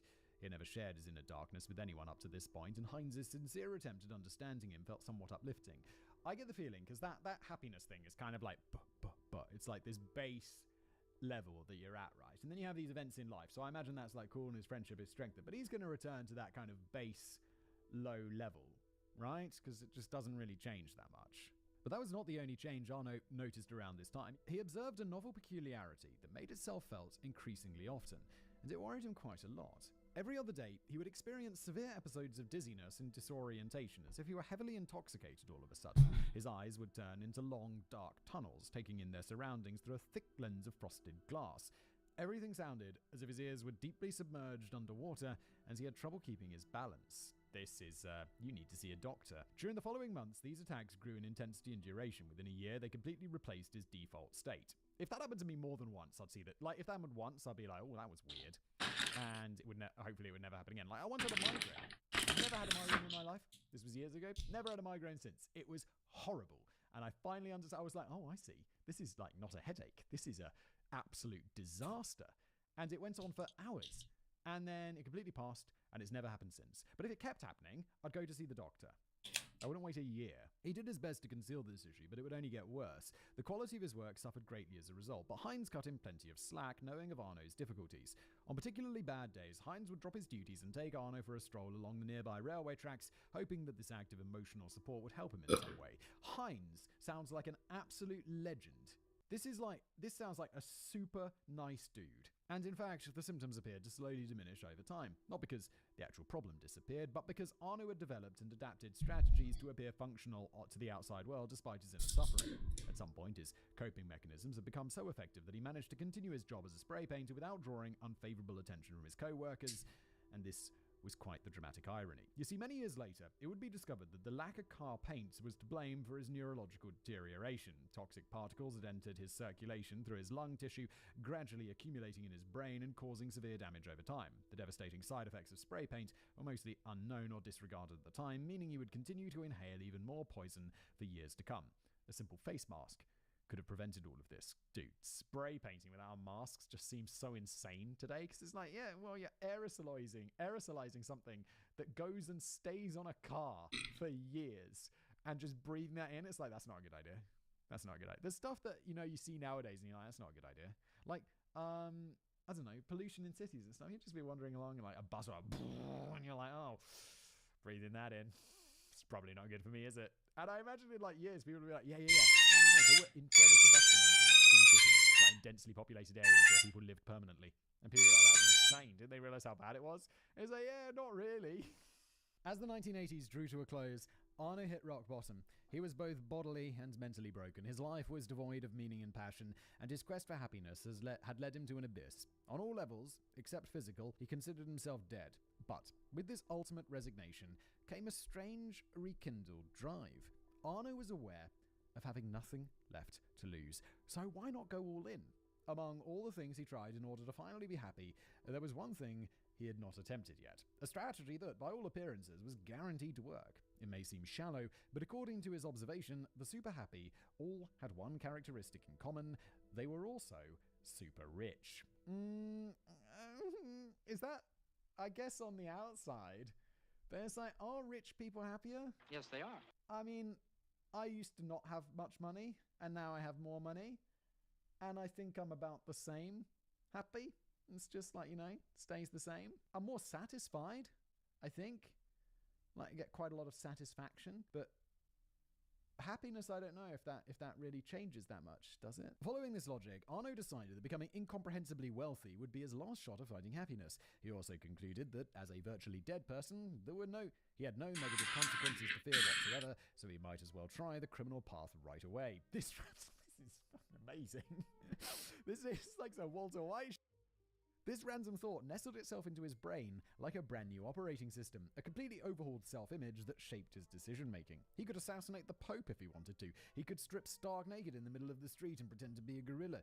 Who was to stop him? And by what means? As a corpse on probation, he was pretty much invulnerable. In fact, he did not have to ponder for long until he identified the appropriate target for his get-rich-fast plan. Arno set his sights on a very familiar institution that proudly stood as a melting pot for happiness and money, seemingly unlimited amounts of money, the Mall of the West. During the research phase of this episode, I consulted a certified psychotherapist who, among other things, specializes in working with former criminals. God, that's got to be an interesting job.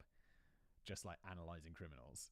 I will elaborate on her input later on, but I think it is important to emphasize a couple of things at this point. First and foremost, we're not diagnosing anyone in any way. Yet, to her professional eyes, it did seem possible that Arno was suffering from major clinical depression. Yeah, as I was saying, this is treatable. That like black hole inside himself, that like pit of despair. There are 1980s, there are drugs for that. Given that Arno himself would later publicly agree to this assessment on multiple occasions, I think it's fair to let that stand as a working hypothesis.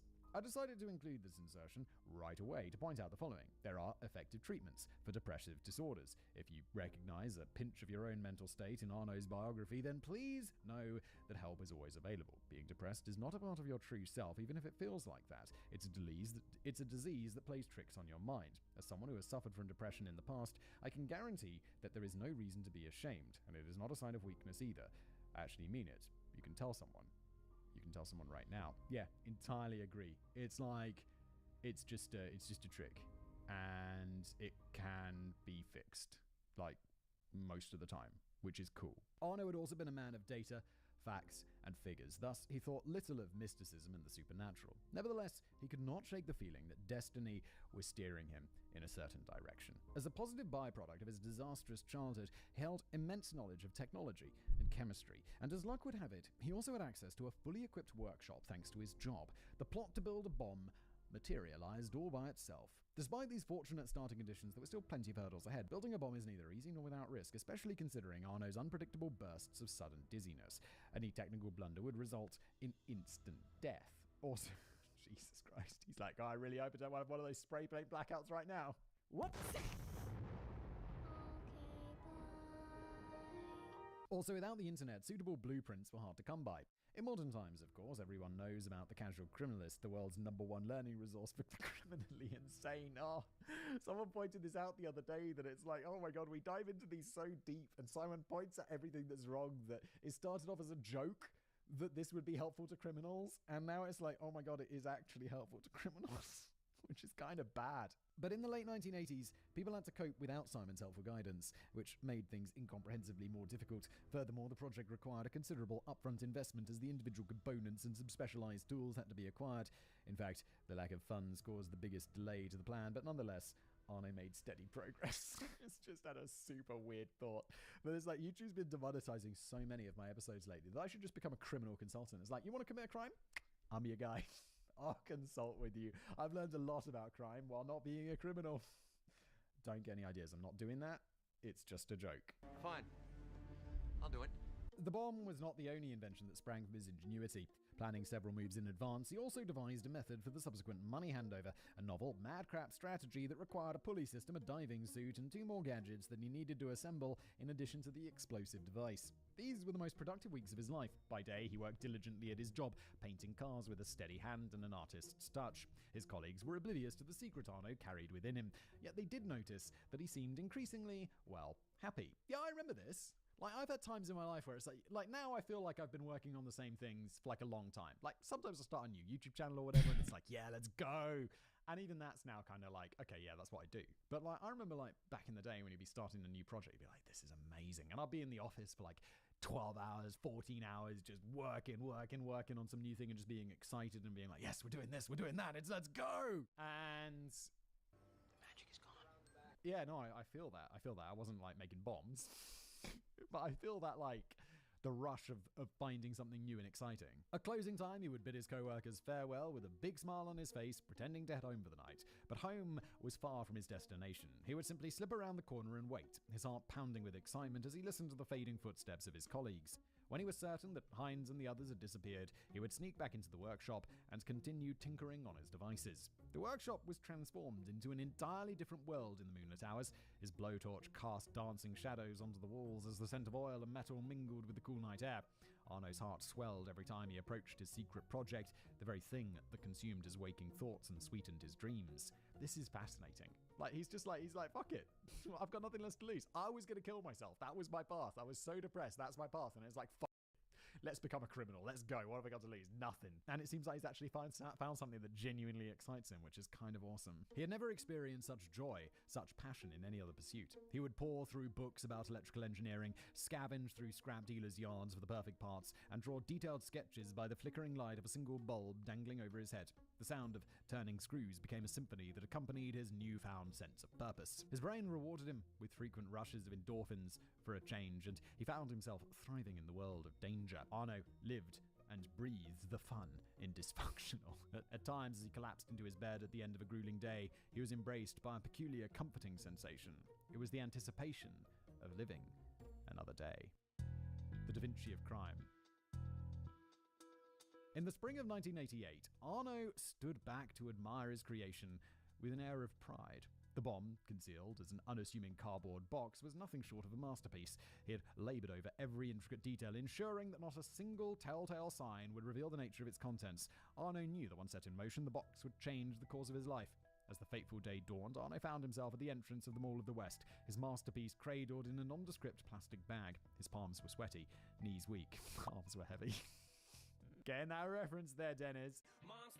He was nervous, but on the surface he looked calm and ready, bleeding, blending in with the throngs of shoppers who milled about. Days earlier, he had scouted the perfect location for his sinister plot, a quiet, unremarkable corner in the toy section. With a surreptitious glance to ensure he was unobserved, he set the box in place, made sure it was out of the reach of children, and activated the timer, scheduling its detonation for the early hours of the morning when the mall would be devoid of life. I still would have put this in the toy section. I'd go put it in like the old person's, like where they sell those, You know those weird bags that old people wheel around behind them? Like, that's where I'll put it, not in the toy section. Because it's like, I'm sure my bomb is a masterpiece, but just in case I'm going to blow some people up, I'd rather blow up 2 old people than some kids, because I hate old people. Just kidding. I love old people. From the very outset, Arno had been determined to avoid human casualties at all costs. His ethical compass would not allow him to sacrifice innocent lives for his own gain, even if it meant forgoing the strategic advantage that leverage would afford him. He also understood that killing people would have garnered more attention, more power. But Arno's underlying sense of justice would not yield to this temptation. For those familiar with true crime stories, the broad strokes of Arno's story might seem all too predictable. Time and time again, the world has witnessed a childhood marred by abuse, isolation, and negligence, which can breed violent attributes. But Arno was an exception to this grim pattern. I honestly think most people are an exception to this grim pattern. Sure, there's a pattern on The Casual Criminalist because it's a true crime podcast, but most people who come from childhoods marred by abuse, isolation, and negligence grow up to be rappers, those athletes, those YouTubers. I mean, wait, hold on. I do wonder, you know, like, what are they gonna do tomorrow? Shit, if they would just, they put me on laughing gas, I have to take some home, Kanye. Now, if I do have to get, like, I would love for it to get fucking removed.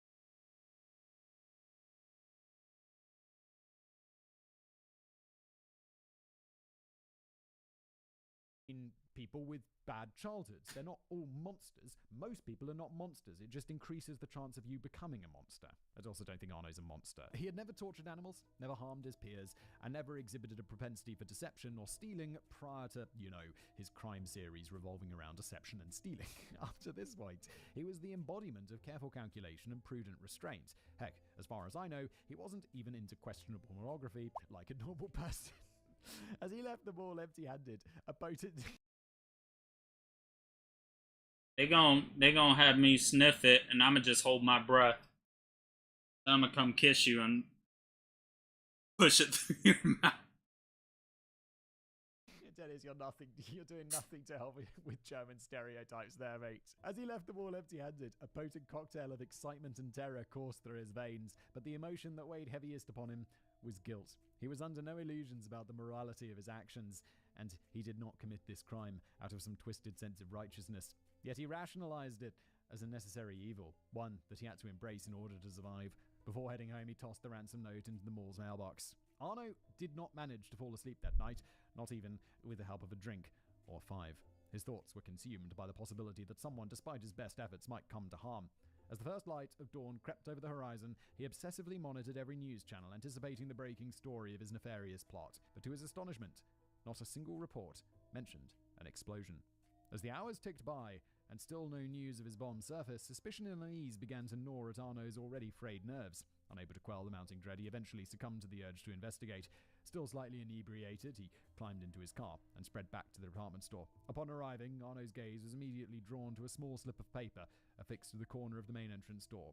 A white sticky note adorned by a single green dot. The sight brought a wave of relief washing over Arno. In his ransom letter, it explicitly requested the company to signal their willingness to pay via precisely this sign. So they had both received and accepted his demands. What about the bomb? Perhaps it had been discovered and defused in the nick of time, he reasoned. Then again, it no longer mattered. The green dot served as a promise, a guarantee that he was about to receive his much-needed windfall. Does he need the windfall? He doesn't need the money. He's just like, gonna want the money. Arno had done his homework. In the movies, extortionists usually requested the money to be put in a public waste bin and also do not call the police. But he was not that naive. Obviously, they'd get the police involved no matter what, so he had come up with a plan to fool them. Actually, let's go through it from the perspective of the investigators and maybe put up that galaxy brain meme, because this one is nothing short of a magic trick. It's admittedly somewhat complicated, so I included a sketch of the setup. Act 1. The Pledge. Picture yourself as a seasoned detective. A ransom note had arrived just days before, directing you to a unique radio frequency at a specific time and date. Your task, to tune in for additional instructions. No way.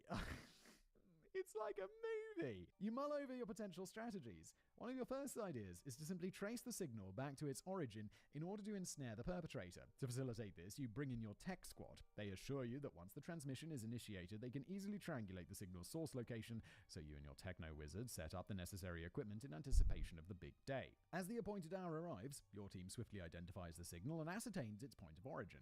Wasting no time, you jump into your vehicle, making a beeline for the signal's source, as indicated on your radar. But what you find is far from what you expected.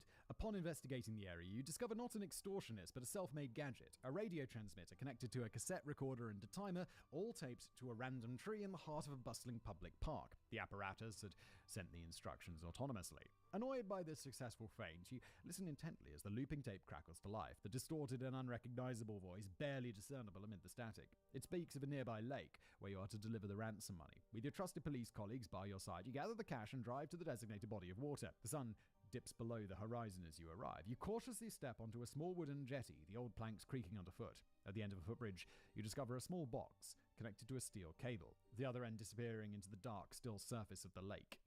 This is so crazy. This is such a plan. Where's it go? How's he going to get that money? He's like, oh, is he in the diving suit? They said there was a diving suit involved earlier, right? Is he under the water? Is he in the lake right now? Act 2. The Turn. You place the money into the box, as requested. As soon as you release your grip, the box springs to life, plunging into the lake with a resounding splash. It seemed as if the steel cable had pulled the box off the jetty, broadly into the direction of the opposing shore. You deduce the extortionist must be hiding on the other side of the lake, pulling in the money like a fisherman reels in a catch. With adrenaline surging through your veins, you and your police team race around the pond, determined to apprehend the criminal before he could pull the loot across the depths of the water. Gasping for breath, you and your team reach the opposite bank, only to find it eerily deserted.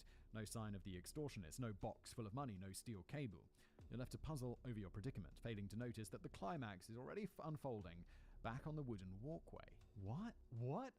And what? They wouldn't have police still at the walkway? I feel like you arrive and he's racing rounds, but surely some police are left there.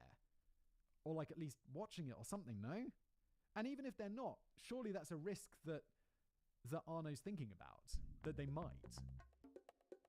Act 3. The Prestige.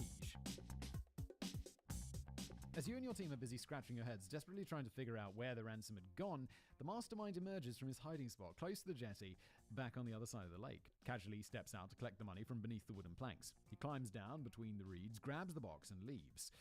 So how's this possible? Well, let me explain. No person had been reeling in the wire manually. Instead, a self-built winch, complete with a battery-powered waterproof engine, had been responsible for the movement. Days earlier, Arno had dived to the depths of the leak to fix this ingenious device in place. As the gears started to turn, the container had only appeared to be moving across the water, but in truth, the pulley system attached to the bottom of the lake had redirected it straight back to where it came from. The steel wire pulled the money only a few misleading meters towards the middle of the lake, then directed it back under the pier, perfectly poised for retrieval.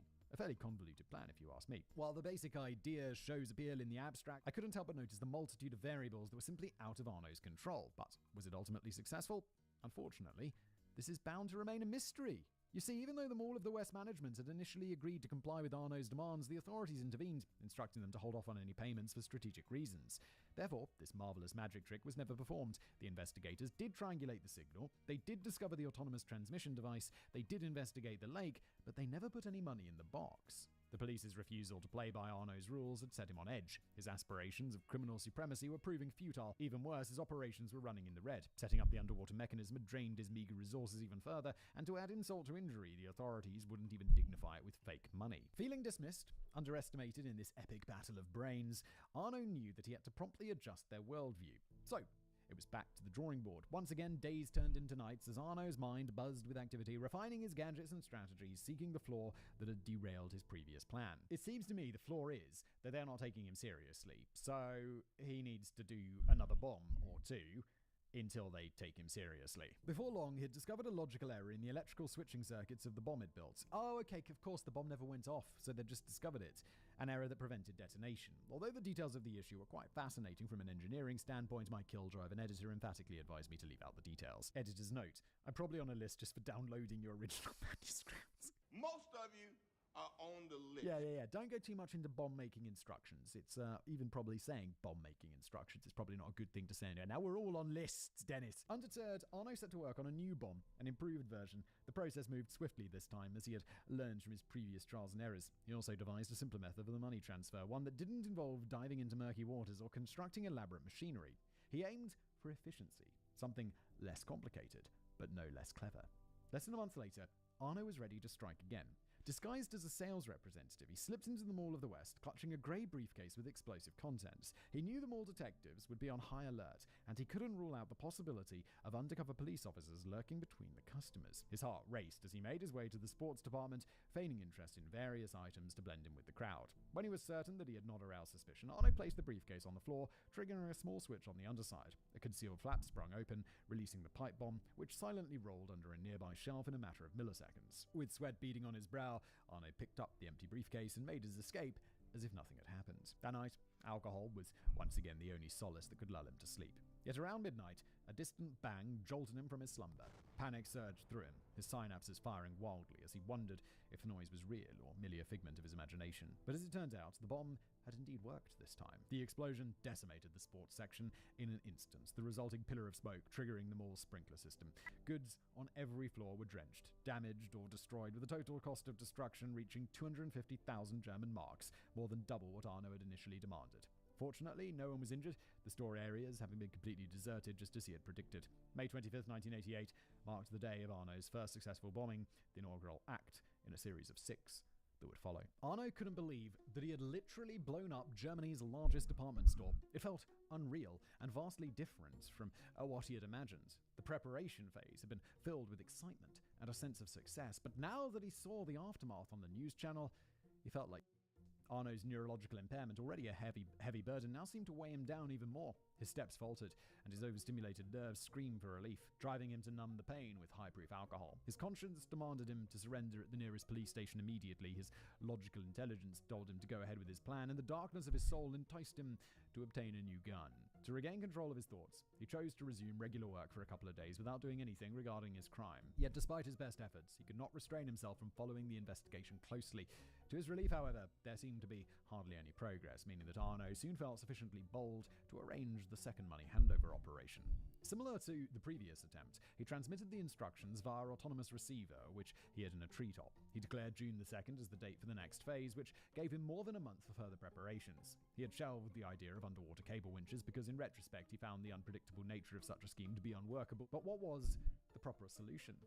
He wasn't sure yet. Inspiration struck during a walk along the railroad tracks near the auto repair shop where he worked. How about dropping the money from a moving train? The attentive listener may recall 4 years later, following the second bombing, Arno would also resort to this method. However, in 1988, his plan was simpler, even a little half-baked. I feel like just having someone on board just throw it out the window. Just be like, okay, I'm going to radio you. You're going to be traveling on this train, officer, with this bag of money. And at some point, I'm going to phone you or radio you or something. I'm going to send a signal. And you're going to have to throw the bag out of the window at that point. And that's where I am. And by the time you scramble police there, I'm already going to be gone. That seems quite simple. Maybe it's a little bit half-baked. But that's kind of the sort of thing I'd think of, just a bag of money thrown out of a window. One could perhaps imagine that Arno had used his remaining preparation time to conjure up a brand new invention from his sleeve. Maybe a small crane, a robot, a remote control helicopter or the like. But this hadn't been the case. Instead, Arno had simply instructed the police to board the rear wagon of a designated train and prepare themselves to hurl a fortune out of the window upon his commands. Exactly! Though rudimentary in comparison to his masterful, fully automated dropping mechanism of 1992, the essence of his cunning remained intact. With the investigators in the dark about the precise location of the drop, they were unable to strategically position their troops along the sprawling route. Of course, it was entirely possible that the cops would jump out of the moving train and chase after him, but he prevented that pitfall by choosing a fast section of the route. Yeah, jumping off a train? Did trains travel much slower back in the day? Because that... I remember a mate of mine came into school one day when we were like, must have been 18, it was the last year of school, and he was like bruised and battered. And I'm like, what happens? And he was like, oh. Me and this other guy, we got drunk last night and then we almost missed our station. The train was pulling away. So we just jumped out. The train was moving quite fast. They fell onto the platform, rolled over, and got all cut and bruised. And it's like, oh, dude. The morning sun cast a golden glow across Arno's bedroom as the shrill sound of an alarm clock roused him from restless attempts at falling asleep. A good day to die, he mused to himself, feeling the weight of sleep deprivation and the after effects of alcohol and spray paint lingering in his foggy mind. He reached into the depths of his drawer, retrieving his portable transceiver and a gleaming new handgun that promised either fortune or doom. With a hint of uncertainty, he mounted his bicycle and swayed his way to work. Throughout his shift, Arno did his best to maintain the facade of normalcy. He shooed away any doubts about his intention like a swarm of flies, and at any given opportunity, reached for the drawer concealing his vodka stash. Like a prisoner awaiting the executioner's axe, Arno's heart pounded relentlessly in his chest as he pretended to focus on the work in front of him. As all the cars were shining with fresh paint, Heinz was calling it a day. Arno declared with some half-hearted excuse that he had to stay a little longer. Sitting alone in the workshop, he proceeded to drain his hidden reserves of alcohol, his eyes darting between the radio and the pistol that lay menacingly before him. The minutes ticked away, each one bringing him closer to the precipice of fate. In less than an hour, Arno would either be drowning in wealth and happiness, or he would find himself face to face with his maker. Both options would bring an end to his misery, he thought. But if that was the case, then why was he still filled with doubts? He convinced himself of having no second thoughts, because that would be absurd at this point. The gears were already in motion. 8:30 p.m. Another automated transmitter, hidden in yet another public place, triggers. The tape informs the police of the exact railroad connection Arno had chosen for the coup. He had settled on the track section, where he and Heinz had wandered along every now and then, barely a few hundred meters down the hill. I feel like that's a mistake. Don't do it so close to your work. Don't do it somewhere you know. You've got to choose something at random. 8:55 p.m. The train departs with policemen and bag of money on board. Arno empties the bottle and sets off to collect his grand prize. 9 o'clock. Arno kneels down in the wild growth along the railway tracks and waits, one finger hovering over the send button of his radio, one finger tickling the trigger of the pistol. He had intended to calm his nerves with the vodka, but instead the mixture of ethanol, adrenaline, and sleep deprivation made him tremble and shake. Fortunately, he did not have a dizziness attack, which was roughly a 50-50 gamble at this point. 9:05 p.m. As the headlights of the train come into sight, Arno brings the radio to his mouth and speaks loud and clearly. "This is the extortionist. Throw the money out now. Throw the money out now."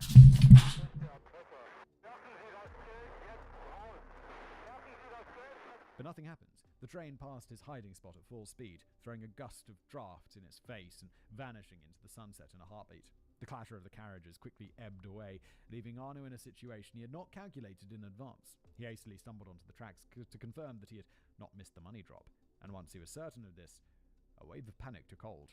Without thinking, Arno stormed off in a random direction, jumping across fences and bushes, crisscrossing between alleys as if he were shaking off a pursuer.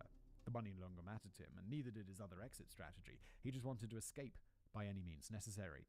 Arno ran until his muscles ignited in torment, and his veins surged with burning acid as his lungs were about to disintegrate from sheer exhaustion, and every nerve in his body begged him to stop. His foot then got caught in a chain-link fence. He immediately lost balance and, lacking the strength to catch the fall, crashed hard onto the asphalt floor.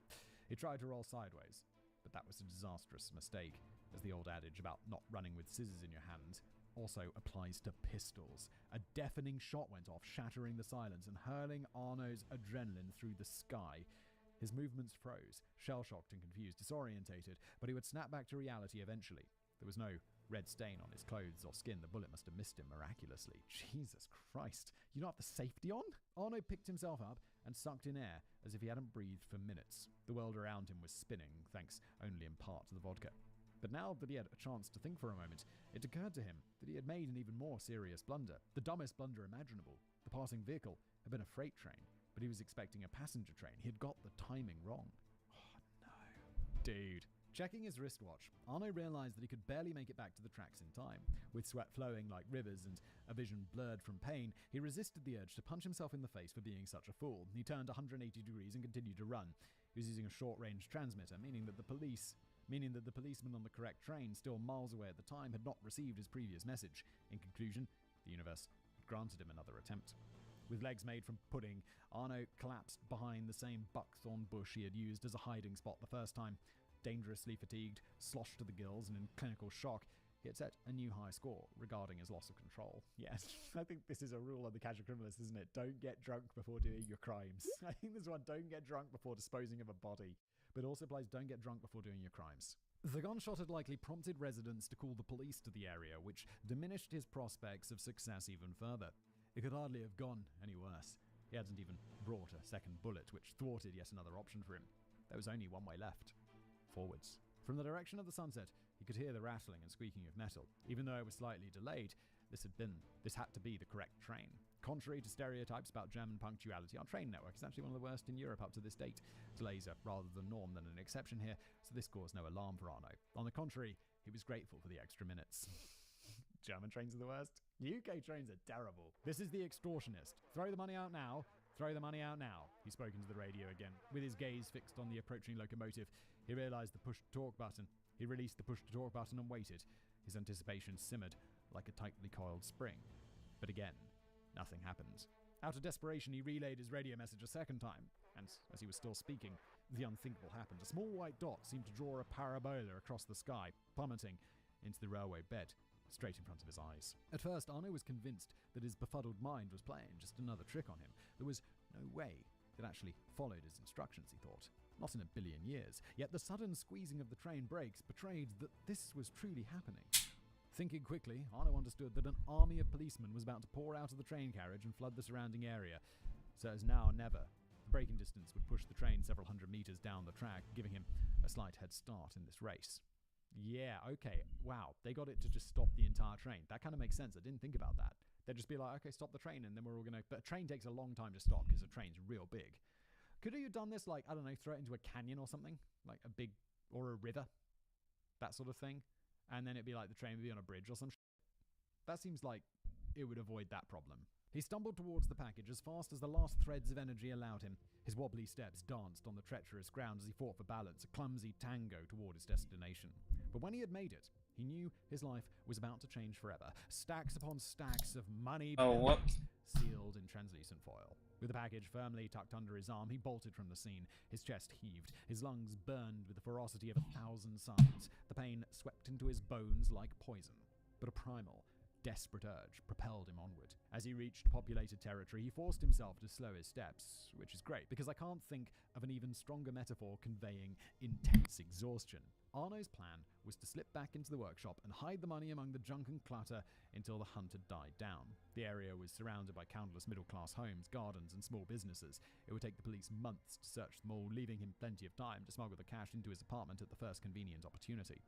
The flaw in this strategy reared its head when he ran into some men toiling away at the nearby petrol station. He knew them superficially, as they had been in work-related contact before. Arno mustered a feeble way from afar, silently praying they wouldn't detect his glowing red face or catch sight of the bundles of money by his side. Arno suppressed his fight-or-flight instincts and proceeded at a leisurely pace, donning the guise of an ordinary evening stroll. And thus, he arrived at the workshop, a sanctuary for his cherished wealth. He locked the door from the inside and sank to the floor, where he lay down on a pillow of money. He did it.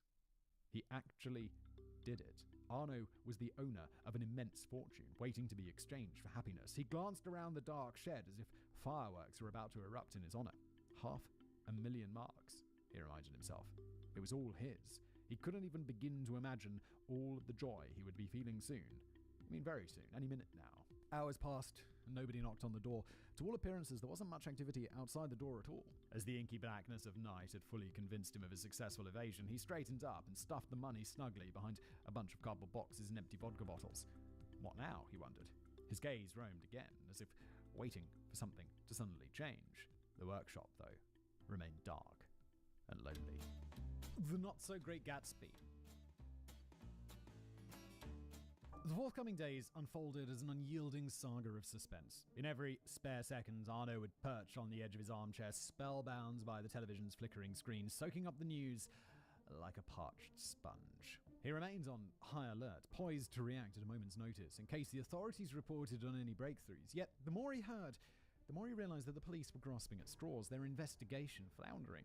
The incident dominated the news coverage for days, which was no surprise given the sensationalist nature of the crime. But instead of closing in on his identity, the responsible investigators were stunningly open about being completely stuck. One news anchor called it an embarrassment for all involved, before rhetorically questioning the investigators' abilities to even handle the case. The print media echoed this narrative. As inconsequential news of the fruitless man continued to rule the headlines, Arno became increasingly emboldened. Soon he felt sufficiently confident to stop monitoring the media 24 hours a day and return to his time-honored routine. Work, drink, hardly sleep, repeat. Even if there was no immediate threat of being caught, he refrained from recklessly splurging his newfound wealth for the time being. He decided to maintain a low profile for a little bit longer, just to be sure. Inwardly, Arno's turmoil persisted. His neurological demons danced on his synapses, making him forget random things temporarily. One day, for example, another severe episode caused his memory of the money's hiding spot to evaporate. Driven to near madness, Arno tore open cushions, disassembled furniture, and pried up floorboards, leaving his apartment in shambles. Only then did he recall that the money was stashed at the workshop. And that was a huge problem, by the way. Approximately a fortnight following the incident, two impeccably dressed gentlemen paid a visit to the workshop as Arno toiled away in the spray room. He caught sight of them from his peripheral vision as they exchanged pleasantries with Hines before vanishing into his office. As Arno observed the dapper duo's demeanor, a chilling sensation crept up his spine. He felt an icy dread, as if fate itself had reached out and seized him by the throat. One of them spotted a clipboard bearing a police sketch, which prompted Arno to suspect that the situation was less than favorable. Setting his spray gun aside, he secretly approached the conversation to eavesdrop. "The bomb extortion case brings us here," one of the men explained to Hines. "An eyewitness spotted an individual of questionable behavior near this location. Would you care to take a look at the sketch? Do you know anyone bearing resemblance to this man?" Now, years later, Arno would describe this very moment as one of the two scariest events of his entire criminal career. The pair of policemen stood a mere meters from him and his ill-gotten gains, flaunting his sketched visage to his superior. "Let's have a gander," Hines uttered, followed by a pregnant pause. He scrutinized the image intently, or maybe he had instantly identified Arno's face and was now wrestling with his conscience, weighing their friendship against his loyalty to the law. When Hines finally uttered the words, "Doesn't ring a bell," sorry, relief washed over Arno like a torrential downpour, dousing the flames of his fears. I wonder if it just doesn't look like him. It was like that. I assume this is the people at the petrol station, and they only saw him like from a distance, and they didn't know it was him because they had met previously, so they can't have seen him that well. With the customary "give us a call if you remember anything else," the officers departed as swiftly as they had arrived, and only now did Arno realize that his clothes were completely soaked with cold sweat. As soon as he heard the police car driving off, Arno announced his lunch break to his colleagues, stormed toward the petrol station across the street, and bought the first newspaper he could find. Sure enough, the sketch was prominently displayed alongside a corresponding article for context. Apparently, a witness had been alerted by the gunshot, and then observed a suspicious individual running back and forth like a maniac. Clearly him. Luckily, though, this mindful citizen suffered from either poor vision or a faulty memory, as the sketch was hardly accurate. Whoa. Yeah, I didn't think about that. I thought that kind of happened in the middle of nowhere. But, yeah. Well, good. Oh, I'm on this guy's side. Just by saying that, I realize I'm on this guy's side. Oh, there we go. How about that? Among the veterans of this channel, eyewitnesses are sufficiently known for their lacking reliability in general, but this one takes the cake for sure. The sketch was probably worse than having none at all. As a matter of fact, the investigators would later retract the drawing from circulation and publicly declare it a dead end after they'd put several innocent people through the ringer on its basis, adding yet another item to their list of well-documented embarrassments. Looking at the drawing gave Arno a dangerous ego boost. The investigators were chasing after a bearded pumpkin. The remaining risk was negligible, so he made a decision on the spot. It was time to blow the dough. Now, how would you convert a medium-sized fortune into happiness, since Simon is paying his writers... Oh no, my battery just ran out. Oh, well, that's convenient. Since Simon is paying his writers per word, and it's going to be a 3-hour episode, the same question came up for me. Yeah, it was an expensive one to make. So I dropped some acid, and this is the plan I've settled on. Hire a team of professional skywriters to compose a giant smoke-based Sudoku puzzle right above Berlin and challenge locals to solve it with walkie-talkies, commission a custom waterside filled with cooked spaghetti and marinara sauce that you can slip, slide, and slurp your way to the bottom. That sounds gross. Funds an entire gallery of slinky feet sculptures and then display them in an underwater exhibition for scuba diving foot enthusiasts, and the rest I'll probably spend on pointless nonsense. But since Arno was more the down-to-earth type, he instead decided to abscond to the sun-dappled shores of the Philippines, the Emerald Archipelago that promised the sweet nectar of anonymity and decadence. Yeah, I have to say, like, if you've got all the proceeds of a crime, and there's been this big cash crime that's gone on, and then this poor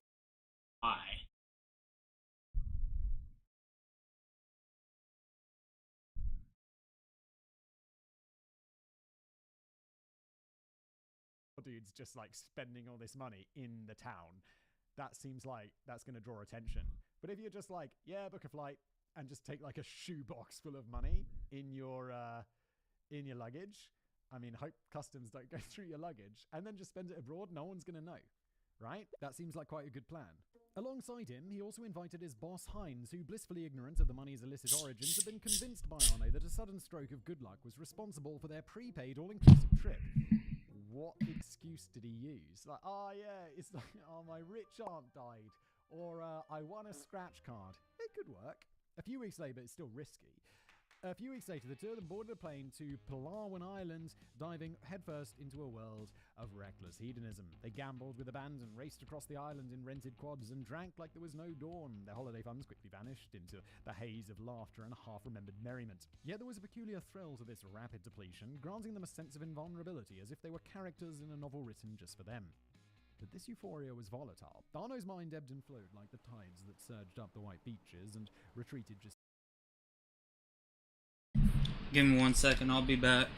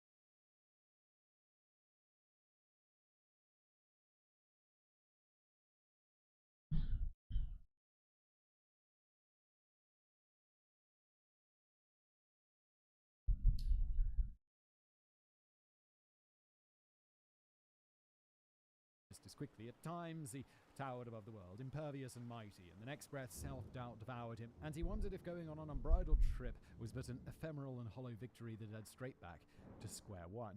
Surprise Pikachu meme. Right on. Yet for Arno, their journey was not a mere pleasure trip, but a venture with a concealed agenda. The tropical island state served not only as an Eden for sun-seeking tourists, it bore a more complex identity, partially steeped in, you guessed it, crime. Oh, is he going to launder his money there or something? During the late 80s, the Philippines served as a global hotspot for the unholy trinity of money laundering, tax evasion, and under-the-table dealings. Yes, he is. This was not only an open secret, but a substantial part of the nation's economic system. On top of that, the lax airline safety protocols of the pre-9/11 era allowed Arno to carry all of his cash on board without anyone checking their luggage. Would they check? I mean, when you go to the airport and your bag goes through the scanner, they're checking for like weapons and metal They're not going to be like, there's a bunch of cash in there, right? That's not what they do. Aren't they more interested on the other side? Like, because there's always those signs when you enter an airport, like, are you carrying more than £10,000 worth of cash? Remember to declare it. Like, they don't care on the way out. It's on the way in. And then they don't scan you. It's just about whether you get pulled over if you go through the red lane or through the green lane. Or however it works. I don't know. I've never been pulled over. I've walked through that green lane many, many times. I don't think at least not in memory, I don't think I've ever been pulled over and had my bag searched for anything. Not that I've ever smuggled anything, but you know, you go through those airports. Like, I imagine the Philippines. I've never been to the Philippines, but I imagine it's one of those countries where you go through and they're like, remember, we have the death penalty if you're smuggling drugs. And even though you have no drugs on you, you're walking through that being like, oh no, don't pull me aside. I don't have any drugs, but I'm slightly scared that what if someone did put drugs in my bag? Pull yourself together. We can't take you anywhere. Oh, God. His days on Palawan were therefore punctuated by secret visits to shifty exchange offices where the sanctity of the law was a foreign concept. Here in these shadowy corners of commerce, Arno would trade in his stolen and potentially traceable bills for unblemished ones with a knowing nod and a clandestine handshake. Each transaction was marked by a brokerage fee, a small price to pay for the peace of mind it offered. Other sources, however, claim that Arno simply bought random stuff in large denominations and kept the clean change, which sounds logical, but not half as interesting. Yeah, wait. Why would you need to do anything dodgy? Just like, say you've got, I don't know, how much did he have? Like €500,000? Just go to one place with €5,000 and change it into Philippine pesetas? Whatever currency they use in the Philippines, and then take all that money and then go to another place and go, hey, I'm going home. I'd like to change these back to euros. And then you change it back to euros, and by the time you're done, you probably lost like, I don't know, 20% or something, probably outrageous. I don't know, 10%. And then you've got clean euros. And then just go round like 100 exchange offices, or 200 exchange offices, which I'm sure is possible. I have your passport, your birth certificate. Oh, here's a photo from our honeymoon. Boom. Done. Why would it? That seems more logical than risking going to some dodgy place where they could get you in trouble. I got a money laundering big brain. Anyway, by the time they boarded their homeward flight, Arno had laundered the entirety of his remaining stash. Yet, amidst the tumultuous story, there was another pivotal twist. During one of the boozy party nights on the island, Arno had crossed paths with a woman who would irrevocably alter his life by stirring in him the tender tumult of first love. A romance as sweet as sugarcane unfurled between them, and despite the fleeting nature of their shared time, she chose to chase the setting sun with Arno all the way to Germany. There they intertwined their lives in matrimony, and even brought forth a new life into their shared worlds.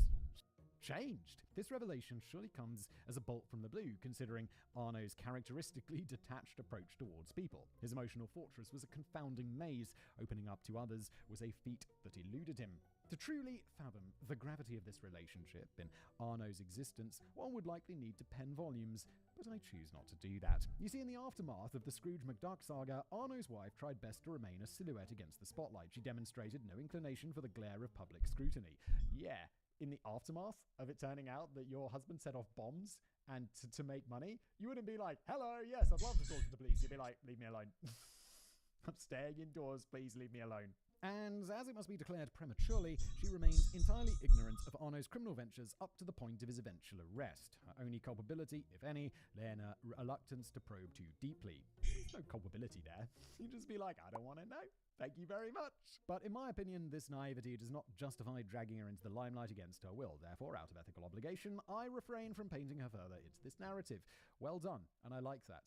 I think that is the ethical and correct thing to do. We haven't even mentioned her name, which is nice. By the way, it has been brought to my attention that there is a persistent and somewhat misogynistic stereotype haunting Filipino women who happen to marry affluent European tourists. Yeah, I've heard that. There's that American TV show, which I've never seen, but they talk about it on that podcast, the H3 podcast. 90 Day Fiancé. And there's the dude. Is his name Big Ed? And he doesn't have a neck. And this was his story. And I get the feeling that's the story of 90 Day Fiancé. While the despicable realities of human trafficking and exploitative prostitution do exist and must be fiercely opposed, I caution against heavy generalizations. Their bond was woven from the delicate threads of honest affection, a far cry from the insinuations that such stereotypes suggest. Anyway, back in Germany, richer by a wife and piles of freshly laundered money, Arno moved into a larger home, skirting the boundaries of his legitimate finances by tapping into his dirty treasure. I mean, his money's all been laundered and stuff. But still, if you go and buy a house and you're like, here's a giant pile of cash, or if you go into a bank and are like, here's a giant pile of cash, surely, like, whoever German Scotland Yard, or I don't know, who deals with, like, money laundering? Is it Scotland Yard? Or, like, FBI? Who cares? They're going to get a ring. The bank person's going to be like, hello. Just let you know, this man, who looks a bit like a peasant, has arrived with tons of dirty money. Figuratively, and also, perhaps literally. This lifestyle appealed to him, even if it was not the great salvation he had hoped for. In an interview he gave on German television in 2012, Arno described this stage of his life as followed. I felt slightly better on the surface, but on a deeper level, nothing had changed at all. Upon his return to Germany, the extravagances of his once-in-a-lifetime holiday came to an abrupt halt. In stark contrast, the subsequent years were anything but a party. As a newly minted father, Arno instead tried to settle into Berlin's middle class. He shapeshifted into the epitome of normality, a walking, talking embodiment of lawn maintenance, predictable fashion choices, and meticulously organized sock drawers. He embraced the role of a respectable family man with gusto, going above and beyond to create a sense of stability around him. It's sad. I'm so, like, dadsy and middle-aged that I'm like, ooh, neatly made sock drawer, lawn maintenance. I'm like, yes, please. Quite like it when you talk dirty to me. His intention to assimilate into normal suburban life was crowned with some success. He superficially knew his neighbors and even gathered a collection of shallow friendships akin to shells on a beach that lacked the treasures within. His social orbit revolved around the idea of consistency, but fell short of providing the inner fulfillment that he truly sought. Arno soon decided to quit his job because he simply no longer needed it. A good call, albeit for reasons unclear to him at the time. Life is better without lacquer paint in the brain. Yes, poor guy. That's really like... It goes in through your lungs and into your brain and then makes you have like these weird blackouts. Dude, this was like the 80s. Even though the damage caused during the previous years was largely irreversible, the lack of new toxins alleviated the symptoms to some extent. The downside of unemployment, of course, is poor sustainability. 500,000 marks was undoubtedly a massive amount of money, but as a funny quirk of mathematics, numbers tend to get smaller if you keep subtracting from them. Again, surprise picking. Arno, a self-taught arithmetic genius, was certainly aware of this fact as well. The first, somewhat endurable phase of his adult life had arrived with a built-in expiry date, a looming hourglass steadily emptying its grains over his head. The sand had already risen to his neck.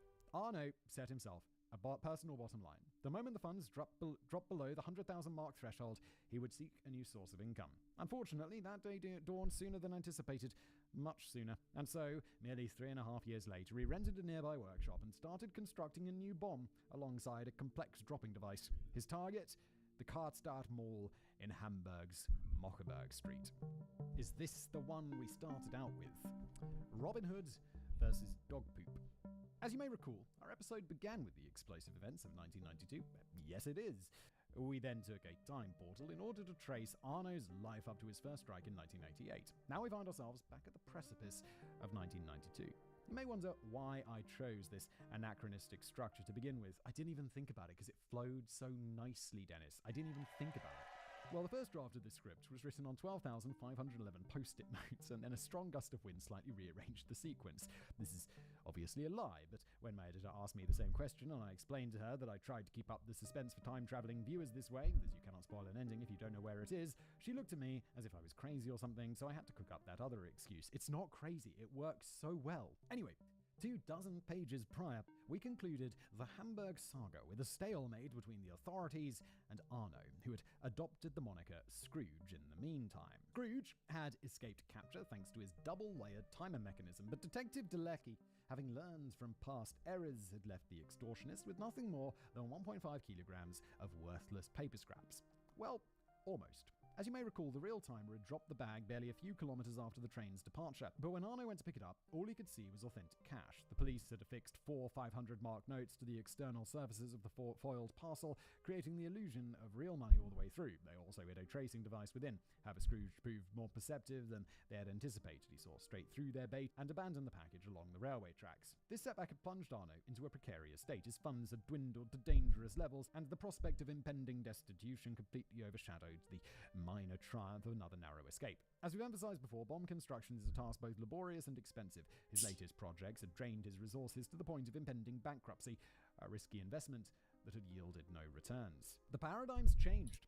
As a result, Arno was no longer chasing a fantastic life of opulence and luxury. Instead, he was hell-bent on defending the normal life that he had grown to enjoy. Psychological studies have shown time and time again the agony of losing something greatly outweighs the pain of not having received the same thing in the first place. Yeah, of course, you don't miss what you've never had. In consequence, Arno's determination surged like a dangerous tempest. His desperation metastasized into new levels of rage. This is dangerous. This could lead to recklessness. Like the first time around, he was like, I don't have anything to lose.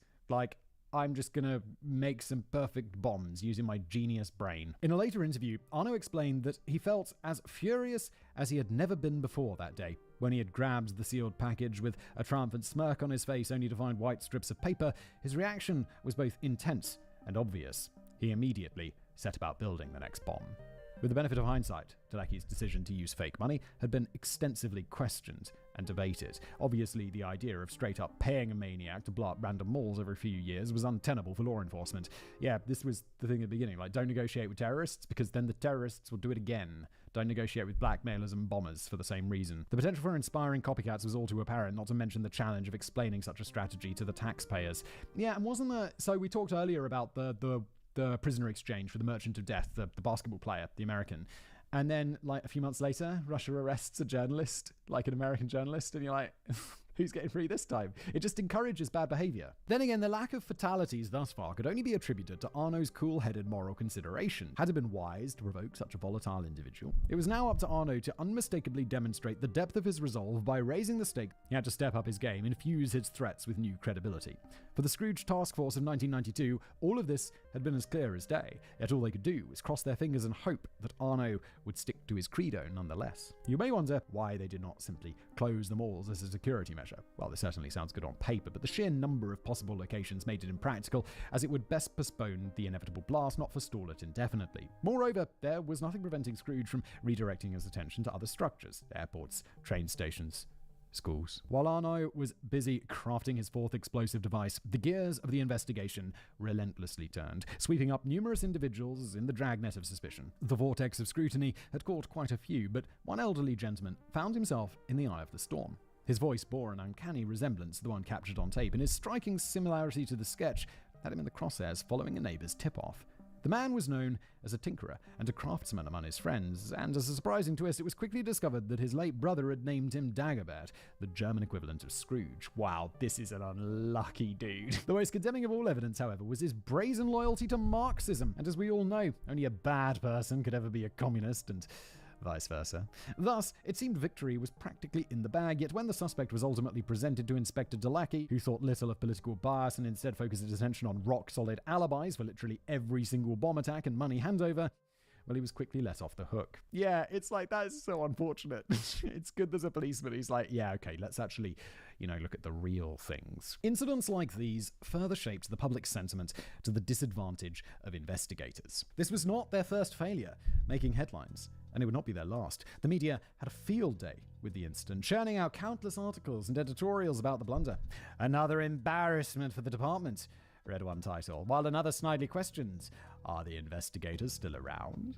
The tabloids, hungry for sensationalism, pounced on the story, criticizing the investigative team and painting a picture of incompetence and clownery, while implicitly praising Scrooge for his wits. Although they were not openly endorsing his actions, they still went for "Scrooge outsmarts police," once again, rather than "dangerous terrorists still on the loose." Arno closely monitored the media with mixed feelings. Among the investigators, one face emerged particularly often. This epitome of lawful good, characterized by his penetrating gaze, appeared to helm the investigation, and his name was Michael Delacki. The media presented him with great deference at first, but this would quickly change as his on-camera contributions were often minimal and discouraging. "We have no new facts to report at the moment," he would repeat over and over again, likely a genuine admission. In one instance, Dalecki withdrew the microphone and stepped aside, unaware that he remained within the camera's purview and that the broadcast was still going. For a second or two, the entire nation could watch him shake his head in shame before the feed abruptly cut back to the studio. On a separate occasion, a reporter blindsided him with a question, leaving him utterly dumbfounded.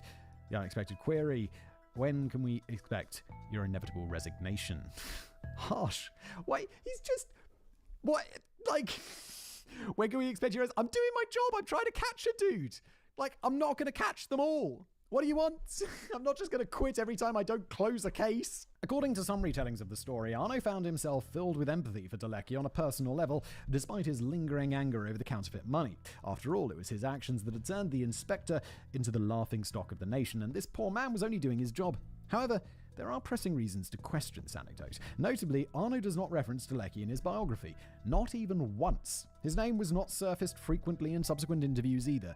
Uncovering any direct commentary from Arno about his adversary proved to be a challenging task, with a few existing remarks feeling somewhat indifferent. Their alleged parasocial relationship akin to Sherlock Holmes versus Professor Moriarty, a bromance, did likely not exist from Arno's point of view. I think of not Sherlock Holmes and Moriarty, but the Catch Me If You Can, Tom Hanks and DiCaprio's characters, but I guess that's not what this is.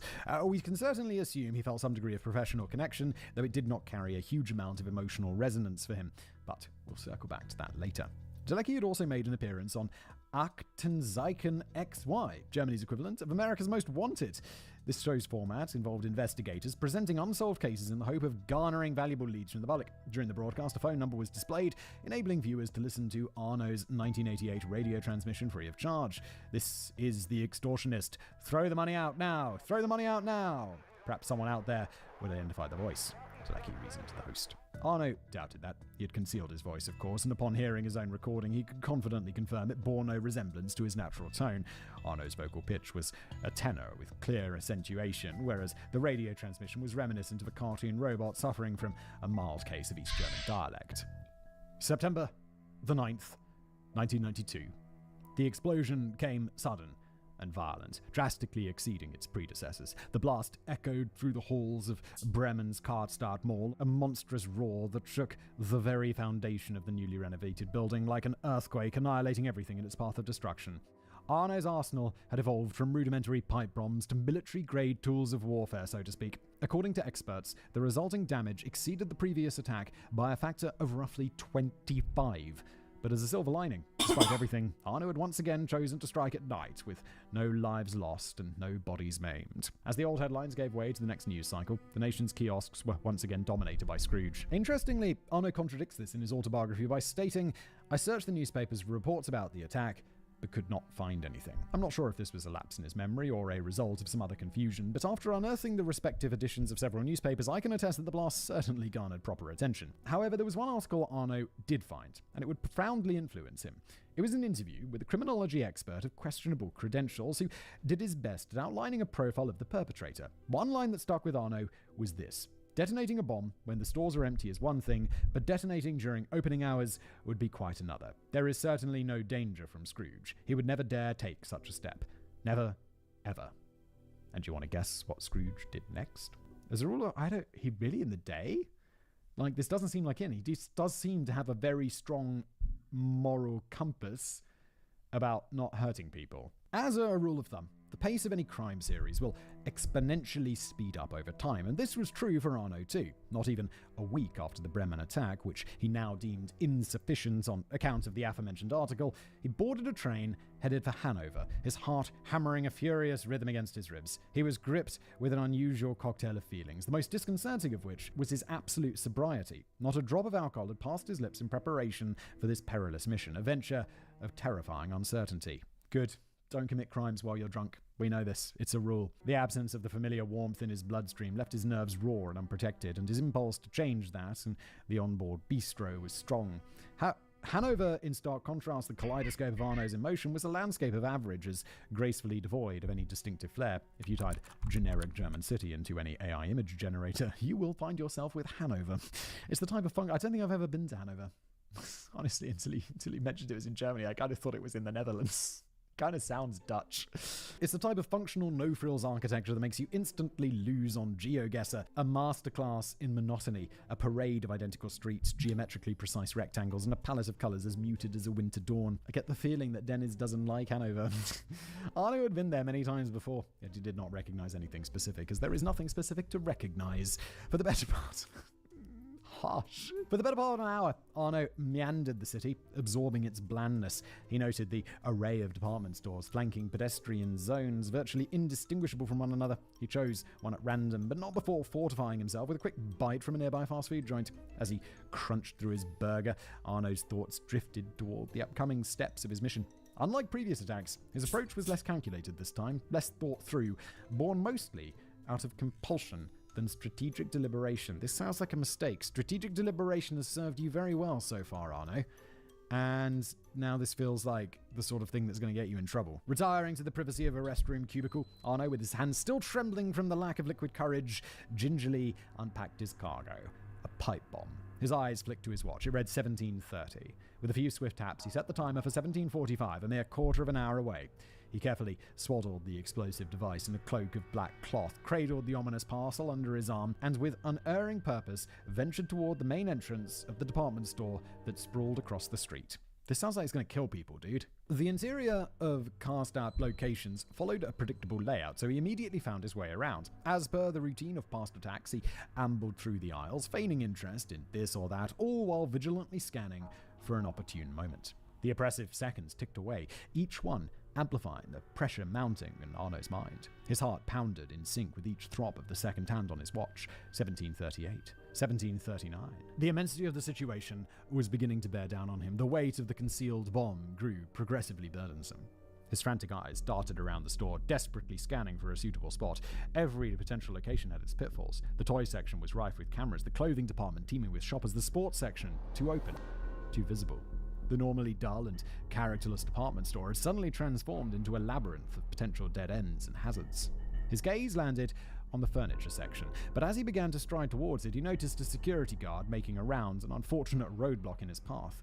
He veered off toward the electronics section, only to meet up with a group of children playfully exploring the rows of first-generation gaming consoles. His watch now read 17:42, a mere 3 minutes left.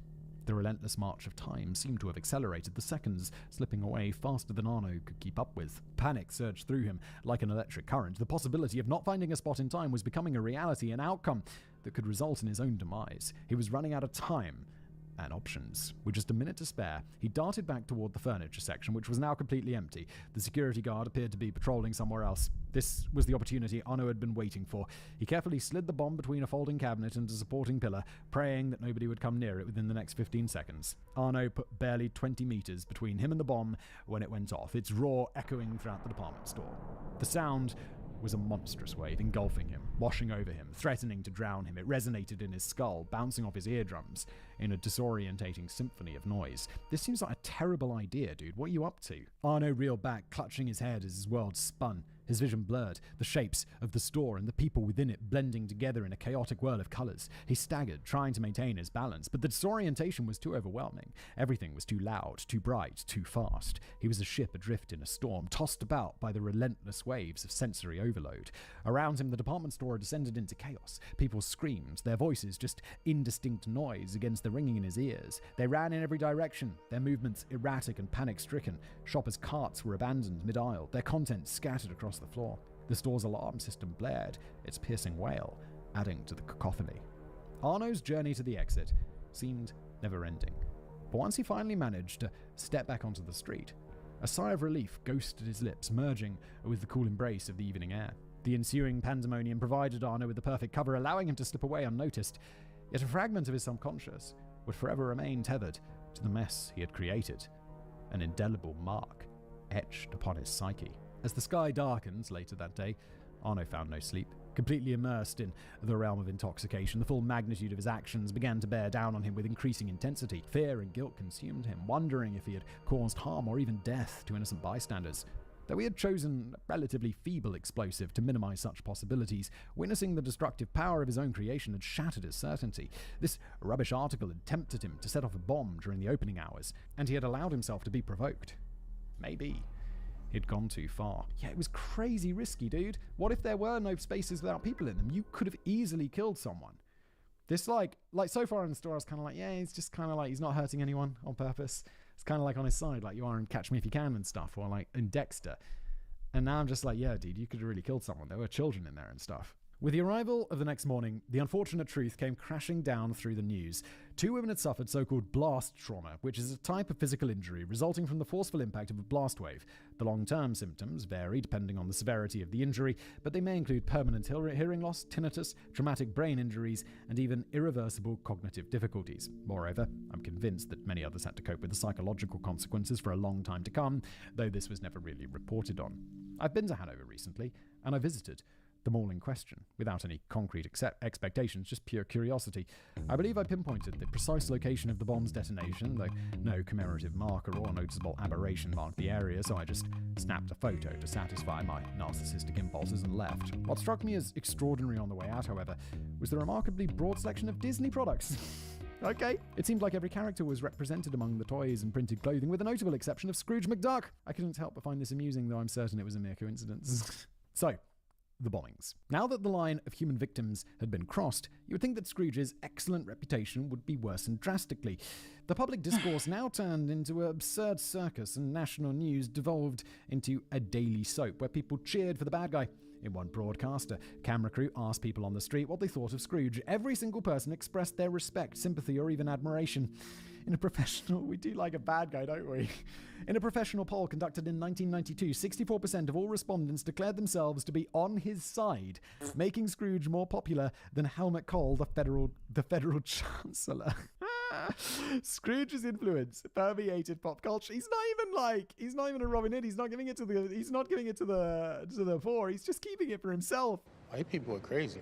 Scrooge's influence permeated pop culture, with several bands changing their names in his honor, and even successful ones such as Scrooge, and even Scrooge.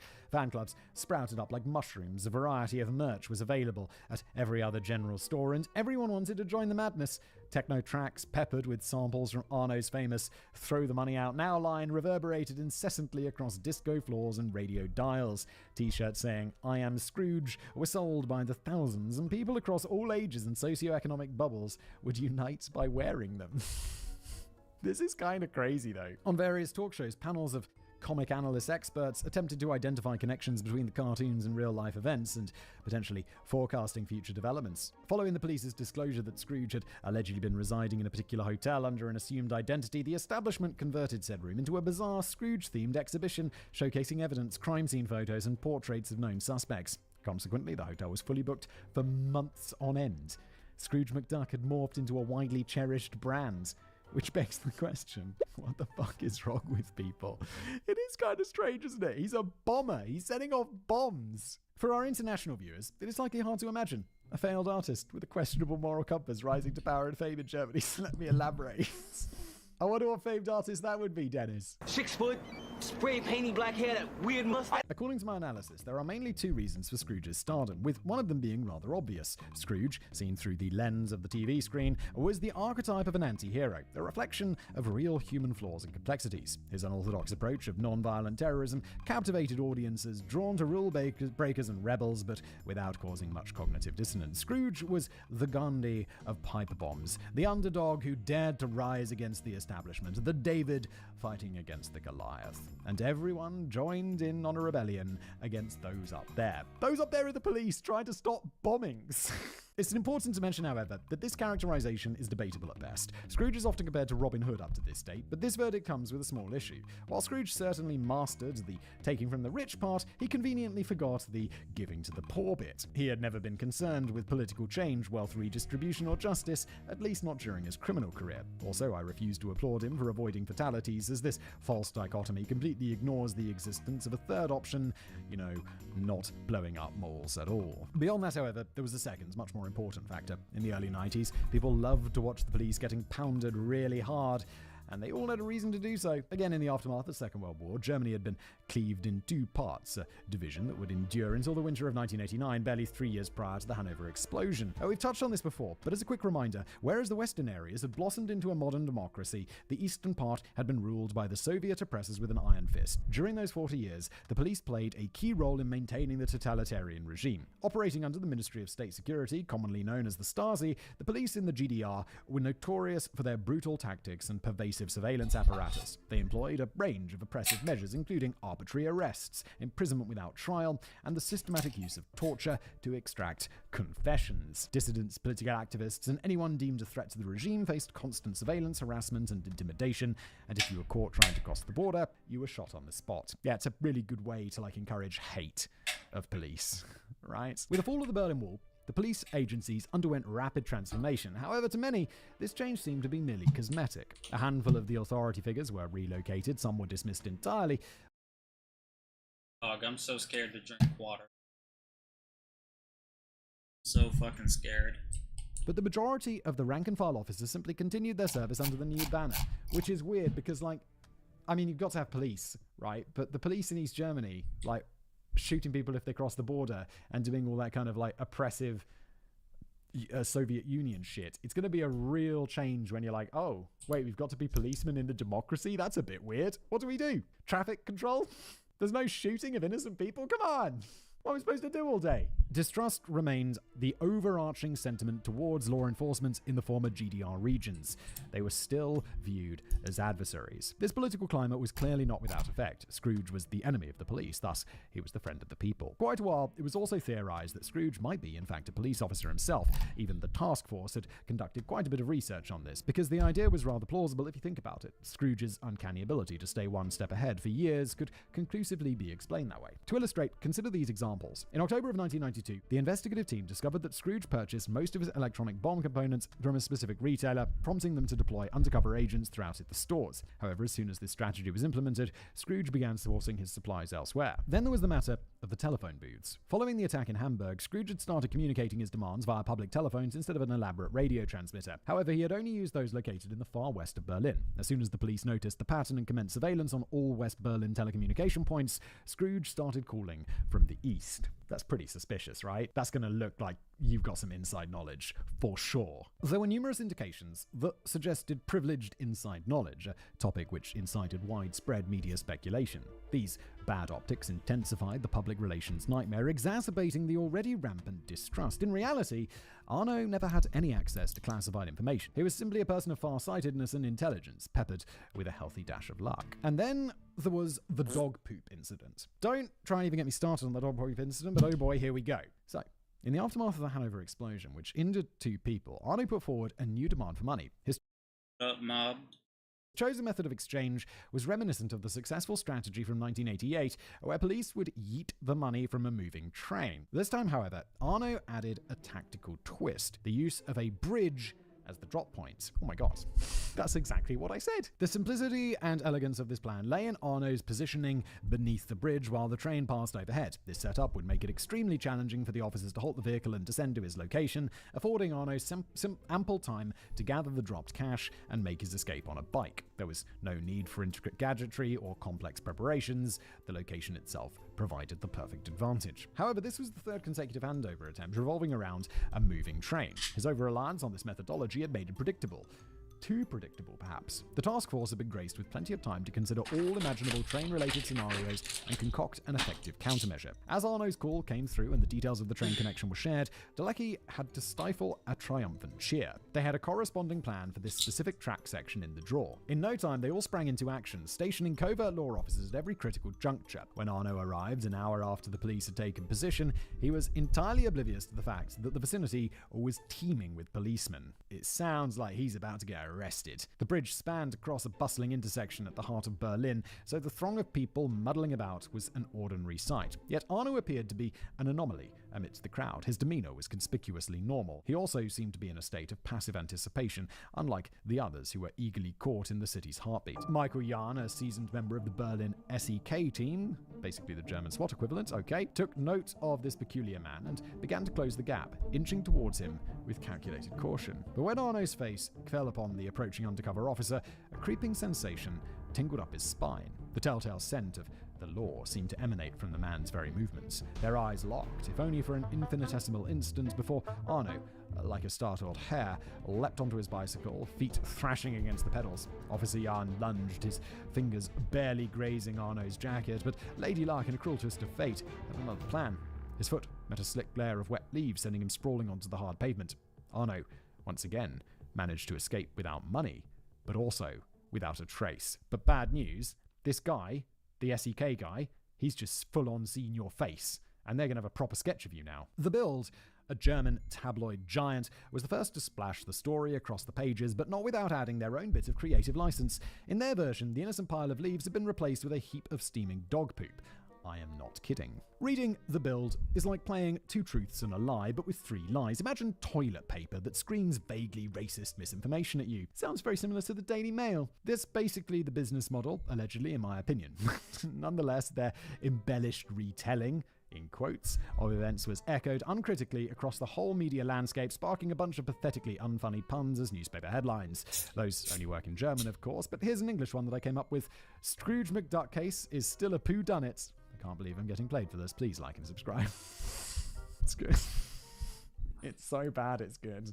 Zlecki, along with the rest of the police force, was profoundly infuriated. Even if their work had not been above valid criticism, they did not deserve to be dragged through the mud like this. Yeah, it does, like, calling for his resignation because he can't close a case just feels super harsh. Zlecki had worked tirelessly to the point of jeopardizing his own health, only to find himself the subject of ridicule and derision nonetheless. Also, the dog poop incident had completely eclipsed the significant breakthrough. Michael Jahn's exceptional awareness had led them to a highly accurate sketch of the elusive criminal, a fact which was now buried under the mockery. Besieged by frustration, Zlecki resolved to limit his interactions with the press to absolute minimum. However, there was one individual with whom he maintained regular communication, Scrooge. As mentioned earlier, Arno had become less and less risk-averse, opting for public phone instead of relayed radio transmitters. He would communicate with two people, Klaus Springborn, who was a police officer pretending to be an employee of Karstadt, and occasionally with Zlecki himself representing the police. The phone conversations between them bore an uncanny resemblance to friendly banter, akin to old buddies plotting their weekend escapades. This does sound like Catch Me If You Can, doesn't it? Because they would phone each other and stuff. This informal style wasn't without its strategic motives, though. Zlecki hoped that by engaging Scrooge in casual conversation, he might inadvertently reveal crucial information about his identity. While this outcome never materialized, the phone calls did lose their professionalism over time, becoming increasingly relaxed with each iteration. But, I mean, isn't that Zlecki doing his job?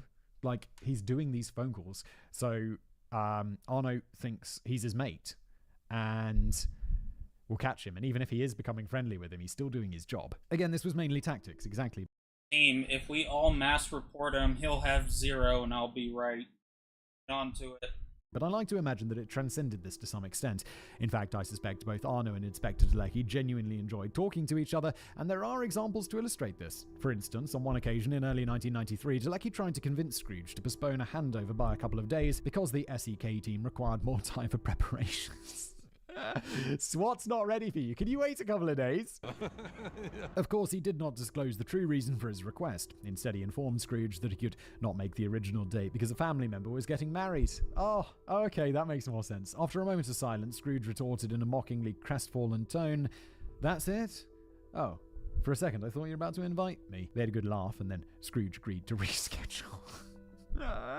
Oh god. And then later on he was like, "How was the wedding?" And Zlecki's like, "What wedding?" "Oh yeah, it was great. Yeah, it's great." Yes, nothing to do with SWAT teams. Nothing. It's great. It's a beautiful wedding. It was cake. During this phase of our story, there was a total of 20 failed money handover attempts, each one more absurd than the next. In April of 1993, for example, Scrooge told the police to place the money in a so-called grit box located near a parking lot. A grit box is like, it's in quotes here, but I think I know what it is. It's like that thing that contains salted gravel that you put on the roads when it gets snowy.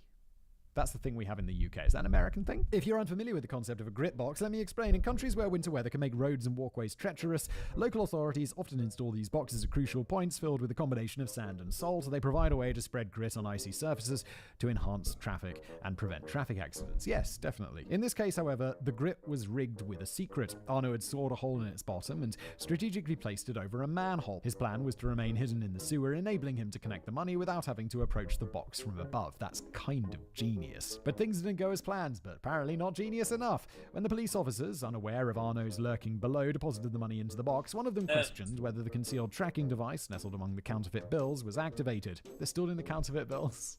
Hearing this conversation through the bottom of the box, Arno swiftly bolted across the sewer system, emerging from a different manhole cover for his escape. A few hours later, a flock of journalists ambushed Inspector Dalecki, who was still busy scouring the parking lot for evidence. The only response he would offer to the media was his unofficial catchphrase, "I have nothing to say." Other handover attempts involved a remote control lorry, booby traps connected to fireworks, a miniature submarine, as well as a mountain gorilla trained in archery. Surely not. And even though I completely made that last one, yes, thank you, I think you get the overall idea. It was a never-ending heist movie with a steadily growing fan base. But they did it 20 times and he didn't get his money. Where's he getting all the money to do this elaborate shit from? I thought he was running out. Yet despite Arno's brilliance and creativity, each of these ploys had led to nothing but another draw, followed by a subsequent phone call in which both teams paid respect to the other and wished good luck for their next matchup, so to speak. Good times. Good times. Pretty wild. The banality of evil. Now, you might have noticed the subtle shift in tonality over the last few pages. I have indeed. It's become more ridiculous, friendly. What started as a gloomy noir thriller gradually transformed into a light-hearted crime comedy starring Adam Sandler and Nicolas Cage. I'd watch the shit out of that. Perhaps you also sensed that at some point the focus shifted from the money to the thrill of the game. After all, there have been 20 failed attempts, so why even bother to continue? Either overhaul the strategy or stop entirely. There is a certain element of insanity in unsuccessfully trying the same thing again and again, unless, of course, you are participating purely for the heck of it. Perhaps Arno had become an adrenaline addict, or maybe the intellectual tug-of-war had outstripped the allure of any monetary reward. Maybe the true treasure was the enemies he made along the way. While there is certainly truth in these observations, the overarching situation was anything but fun and games. The dark underbelly persisted. Yeah, it's a lot of police time and effort and expense being wasted on this. By late 1993, Arno was officially broke. His family relied on social benefits, which strained his marriage to the point of regular fights. Supporting a son without a stable income proved challenging, as the ruling coalition of conservative and free market parties hated the poor and went out of their way to put needy families through every hardship that the constitution allowed. Wow, I didn't know Germany had that in the 90s. I imagine Germany, I don't know much about Germany's political situation, but I imagine it's a fairly robust welfare state. Today, wouldn't it be? It's Germany. It's got lots of money. They spread it around, don't they? Let me know, Germans, in the comments. Do you have a robust welfare state? I'd say the UK's welfare state is quite robust. It reminds me of that Mitchell and Webb sketch. You guys seen that show? It's amazing. And there's this one where the politician's having a discussion and some conservative politician, or I'm sure he's meant to be conservative, is like, listen, everybody, I just want to suggest, have you considered just killing the poor? Savage. So funny. With his back against the wall, Arno blew up 2 more card-stacked locations after closing hours, one in Berlin and one in Bielefeld, which does, in fact, exist. I double-checked. Oh, that's the town. Was that Undercoding the Unknown? Where on this show? Or was it on this show? Where it was like, it's this town that people in Germany, they have this running joke that it doesn't exist. But instead of giving the police another easygoing call, Arno pens a letter, a very sinister one. Apparently, you still think I'm one willing to kill people, he wrote. You are leaving me with no other choice but to prove you wrong. If you use fake money one more time, I will do it. And thus, the narrative arc comes full circle in 2 ways. Just like in 1998, it was the mall's management that offered to pay the 1.4 million German marks that Arno requested, enough money to purchase either 2.25 million square meters of bubble wrap or approximately 36 giraffes. 55 on the black market. Is that the price of a giraffe? A giraffe so expensive? Seems like a lot. Also reminiscent of 1998, Arno reverted to his most basic approach, instructing the police to simply throw the money from a train, his least intricate, yet most effective method so far. At this point, the entire German law enforcement found themselves at war with Scrooge McDuck. Everyone was involved in the case in some capacity. The higher-ups continued sifting through the seemingly endless list of suspects, while frontline staff nationwide were told to prepare for Day X. Yet, there was one crucial difference from the previous situation. As the calendar of 1993 approached its final chapter, the onset of Christmas season pulsated with relentless momentum. The malls had turned into entirely different universes, awash with a flickering light, silver garlands, and decorative tinsel that hung from the tall ceilings like icicles. The press of people was dizzying. Human rivers flowed with casual urgency, carrying shopping bags heavy with treasures. Children trotted alongside their parents, faces alight with the magic of the season, tugging at coat sleeves to point at mesmerizing.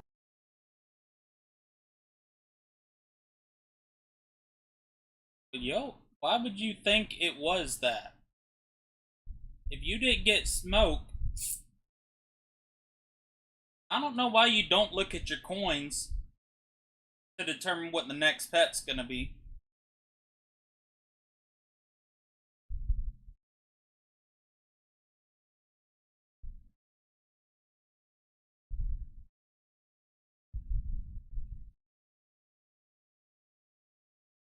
Sound like your fault. Mesmerizing window displays, and amidst the picturesque scene of festive merriment lurked the ominous presence of an unidentified bomber who now posed a very credible threat of death and destruction. The emerging crisis was so deeply affecting public safety that it commanded the immediate involvement of the political realm. By early December, the Berlin Senator for Internal Affairs, recognizing the gravity of the situation, called Delecky into his office. The directive was clear and non-negotiable. Implement the non-confrontational fulfillment strategy. This was, as you may have guessed, a sophisticated euphemism for simply giving up. In this volatile period, bristling with unpredictability, the governing officials opted to not gamble with the stakes so high. Therefore, they set aside any elaborate schemes or underhand tactics, no snares, no surveillance devices, not a single hidden agenda. They were finally prepared to placate Arno with a straightforward payment. No strings attached. In a small office... Gone back up? What are you talking about? They're about to be... Oh, the event? Huge? Yeah, probably. That's why I quit doing the event. Yeah.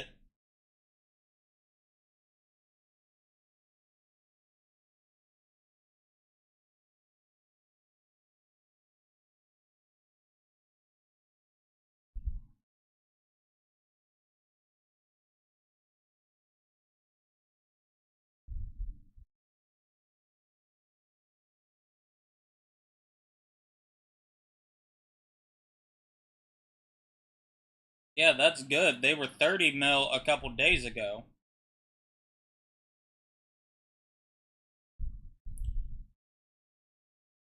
Within the labyrinth of Berlin City Hall, Arno had been declared the winner.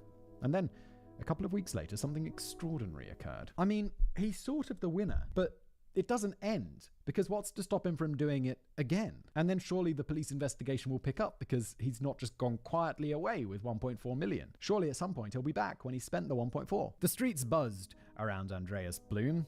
There's a note for me, name changed upon request. Okay, a seasoned member of the Special Operations Unit. He was maneuvering an unmarked high-performance vehicle down a vibrant boulevard close to the heart of the city. Despite the surrounding bustle, Bloom's mind was engrossed in an imminent operation. He was tasked with preparations for the handover of a sizable 1.4 million marks. The high-stakes event required meticulous planning and left no room for error, hence the intense focus of his thoughts. Throughout the last several weeks, there have been several attempts to hand over the cash to the extortionists, yet it was Scrooge. Calm down. The next world is literally gonna be a new world in the void world. Who had either failed to show up or asked to change the day, location, or method last minute, as if it suddenly lacked the self-confidence that had defined him before. As he neared a busy intersection, the traffic light flicked to red. Almost mechanically, Bloom shifted the car into neutral and gently pressed the brake pedal. The car slowed and came to a halt, offering him a brief moment of solitude amidst his high-octane life. During this moment, his gaze inadvertently drifted to the vehicle in front of him. It was a nondescript white car that blended seamlessly into the urban landscape, but something about it caught his eye. A small window at the rear granted a glimpse into the vehicle's trunk. Peering through the semi-transparent glass, Bloom discerned the shape of a bicycle, an ordinary, everyday item at first glance, yet its distinct details were eerily familiar. The rusted metal frame, the mismatched wheel spokes, and the seat covered in worn-out duct-tape leather. It wasn't just any bicycle. It was a distinctive one that he'd come across before in the line of duty. Was it the exact same bicycle Scrooge had used on the day of the dog poop incident? It perfectly matched his colleague's description. A rush of adrenaline then surged through Bloom's veins as he grabbed his radio device and relayed the number plate to Ulrich Tiller's office, who served as head of operations. Tiller immediately dropped everything and had the license plate checked. As it turns out, the vehicle in question was a rental car, currently held by a man named Arno Martin Franz Funke. In a subsequent documentary, Inspector Tiller would reflect on the unforgettable nature of that particular day.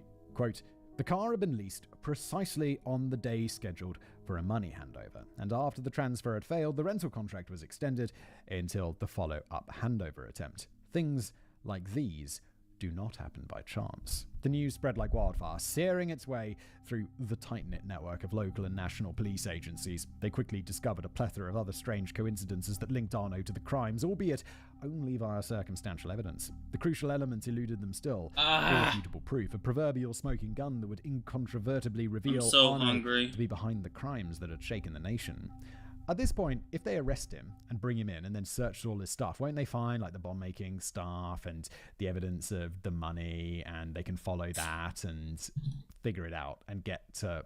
They've got this, what's it called? Circumstantial evidence, and now they're looking for proof. But I feel like the circumstantial evidence is enough to arrest him and then get that proof, although maybe they're going to be cleverer than that and like catch him in the act or something. In the weeks that followed, a select team of surveillance experts was dispatched with a singular task. No, like, I can't eat mobbed. So, I think I've told people before, but 2 years ago, my wisdom tooth chipped, and I was scheduled to get all my wisdom teeth removed and use my vacation time at work. They're like, "Oh, sorry, he ain't gonna be here. Can we do it next month?" I'm like, "No, I don't have vacation." So for the past 2 years, I haven't gotten it fixed because up until recently, it hasn't hurt. Like, my tooth hasn't been hurting. And this week specifically, I've barely been eating because I keep getting, like, my entire jaw on the right side of my face keeps hurting with all that involved and shit. But today, I ate a bar, and I used to get... No, you don't understand. So, I ate a granola bar, and nothing was wrong. I went to go clean my tooth out with a toothpick, and I went to check to see if there's food in there, with my tongue, obviously. And whenever I did that, the right side of my face went numb from how much pain I was in. And I don't know what the fuck happened, but I got a dentist appointment tomorrow, but yeah. To shadow Arno's every move, they watched with... Like I said, the first bit of it being, like, chipped, it wasn't that bad. And then... Like I said, I don't know what happened today, but my jaw's still hurting now. But yeah, I pushed my tongue in there, and literally I fell on the floor crying, beating the floor. Like, that was some terrible pain. Thankfully, I go to the dentist tomorrow, and maybe they put me on some of that Kanye West, and I get knocked out and get it removed or something. Hawk-like precision. Or at least Arno covered. went about his day. Because the thing is, the tooth... What is it? The tooth had a cavity. Wait, what's going on? Why the fuck that? But nah,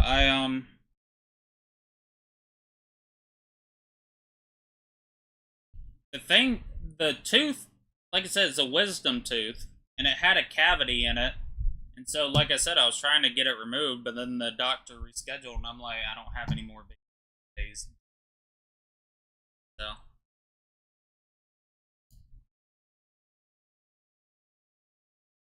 Hopefully they just get rid of the one, that's all I need. After that, I don't give a shit. Yeah, that fucking hurt So goddamn bad. Like I said, now I'm hungry and can't eat anything. Like, if I ate soup and any of it hit that tooth, I would be in pain. Also, what, am I 80? Why the fuck I want to eat soup? Daily routines, each one seeming to be just as mundane as the last. Arno would drop his son off at the local kindergarten, his fatherly affection belying the monstrous accusations leveled against him. He would be seen shopping at the neighborhood supermarket, his grocery cart filled with the most ordinary of household items: bread, milk, a selection of fresh fruits and vegetables. His interactions with his neighbors were fleeting, yet polite. A quick nod, a brief exchange of pleasantries, nothing. What if I go in there and they go to give me sleeping gas? They just have a container of galaxy gas. They ask me which flavor I want. That would indicate his potential for malevolence. In fact, his behavior was so impeccably ordinary, his face so remarkably unremarkable, that it began to sow seeds of doubt within the ranks of the observation unit. Could this unassuming average Joe really be a criminal mastermind without equal, a puppeteer pulling at the strings of chaos and destruction? The dichotomy was startling, and the quest for the truth unending. They had followed Arno for weeks without obtaining any concrete evidence. And then on the 22nd of April 1994, the day of the grand finale arrived. Surely you were expecting a dramatic climax, with Dlecki and Arno having a sword duel over the mouth of a volcano or something like that. Honestly, it's been so cinematic so far, it wouldn't surprise me. How does Catch Me If You Can end? How does he eventually get him? He finds him in the French get him, right? He gets him out of a French prison or something like that. Isn't that right? I should watch that movie again. It's been a while. I've seen it many times. It's so good. In the beginning of this episode, I stated that the case of Scrooge McDuck resembles an over-the-top Netflix series, but unfortunately, this includes the way things end, rather disappointingly and without a second season despite popular demand. Yeah, Netflix makes some cracking shows. I recently was watching, is it The Diplomat, about the American ambassador who gets sent to London with her husband and all of this stuff. Amazing. It felt like, it was like clearly inspired by Sorkin's writing, and I enjoyed it a great deal, especially the early episodes. But then you see some other Netflix shows, and oh my god, this is such garbage. Ow! Not to name names, but there's some really bad Netflix shows. At roughly 5 p.m, Arno Funke entered a phone booth, called the police, introduced himself as Scrooge, and relayed some instructions regarding the still outstanding payment of 1.4 million marks. After he hung up, the harsh screech of tires echoed from every direction as policemen swarmed out of unmarked vehicles, their pistols trained on him like magnetic needles drawn to north. Arno nodded as if to say, well done, and with a mild smile on his face, after a short pause for dramatic effect, he loud and clearly declared, I am Iron Man. I mean Scrooge. He said, I am Scrooge. You know, there is this old expression which states, never meet your heroes, implying that getting to know a public figure would likely be a letdown. And sure enough, there is a common fallacy governing many fandoms and parasocial relationships, confusing the cultivated persona for the person behind it. This also applies to Simon, for instance. You may think of him as a chill and humble dude, but once you get to know him off screen, you might come to realize that the running gag about his basement prison is in fact not a joke, and we actually need help. Help. Help. The fact that you're saying it's not a joke makes it sound like it's not actually a joke and the police are going to come to my house. Oh, why? Yet to every rule, there are exceptions, and one of those was Arno Funke. When the true face of Scrooge was revealed to the public, people fell in love with him all over again, as he not only confirmed their expectations, he exceeded them. There is a particularly surreal moment of television history that demonstrates my point very well. The scene unfolds within the austere confines of a Berlin detention center, a place you would expect to be thick with tension and trepidation. Arno is seen comfortably surrounded by a group of policemen, as if he was an esteemed member of their ranks. He doesn't appear to be a captive, but rather an old friend. He is seen sharing laughs with the officers, but not in a big-headed way. His smile relaxed, the absurdity of the situation underscored by a glint of boyish mischief in his eyes. Suddenly, a journalist materializes into the frame, thrusting a microphone under Arno's nose and quips, "Not exactly a great day for you, is it?" Arno chuckles a bit, casting a knowing glance at the officers as if they were all in on some grand joke, and sheepishly replies, "Oh well, a tad stressful, truth be told." Then he nonchalantly saunters off with the officers, disappearing around the corner. And the punchline to this whole charade, this bizarre theatre unfolded only half an hour after Arno's initial arrest. He had been put in handcuffs, he had been chauffeured to the detention centre, and then he found himself before a camera immediately, while sharing laughs with the very people who had just arrested him after a 4-year-long manhunt. I think the big thing is he never hurt anybody. And that's a big thing.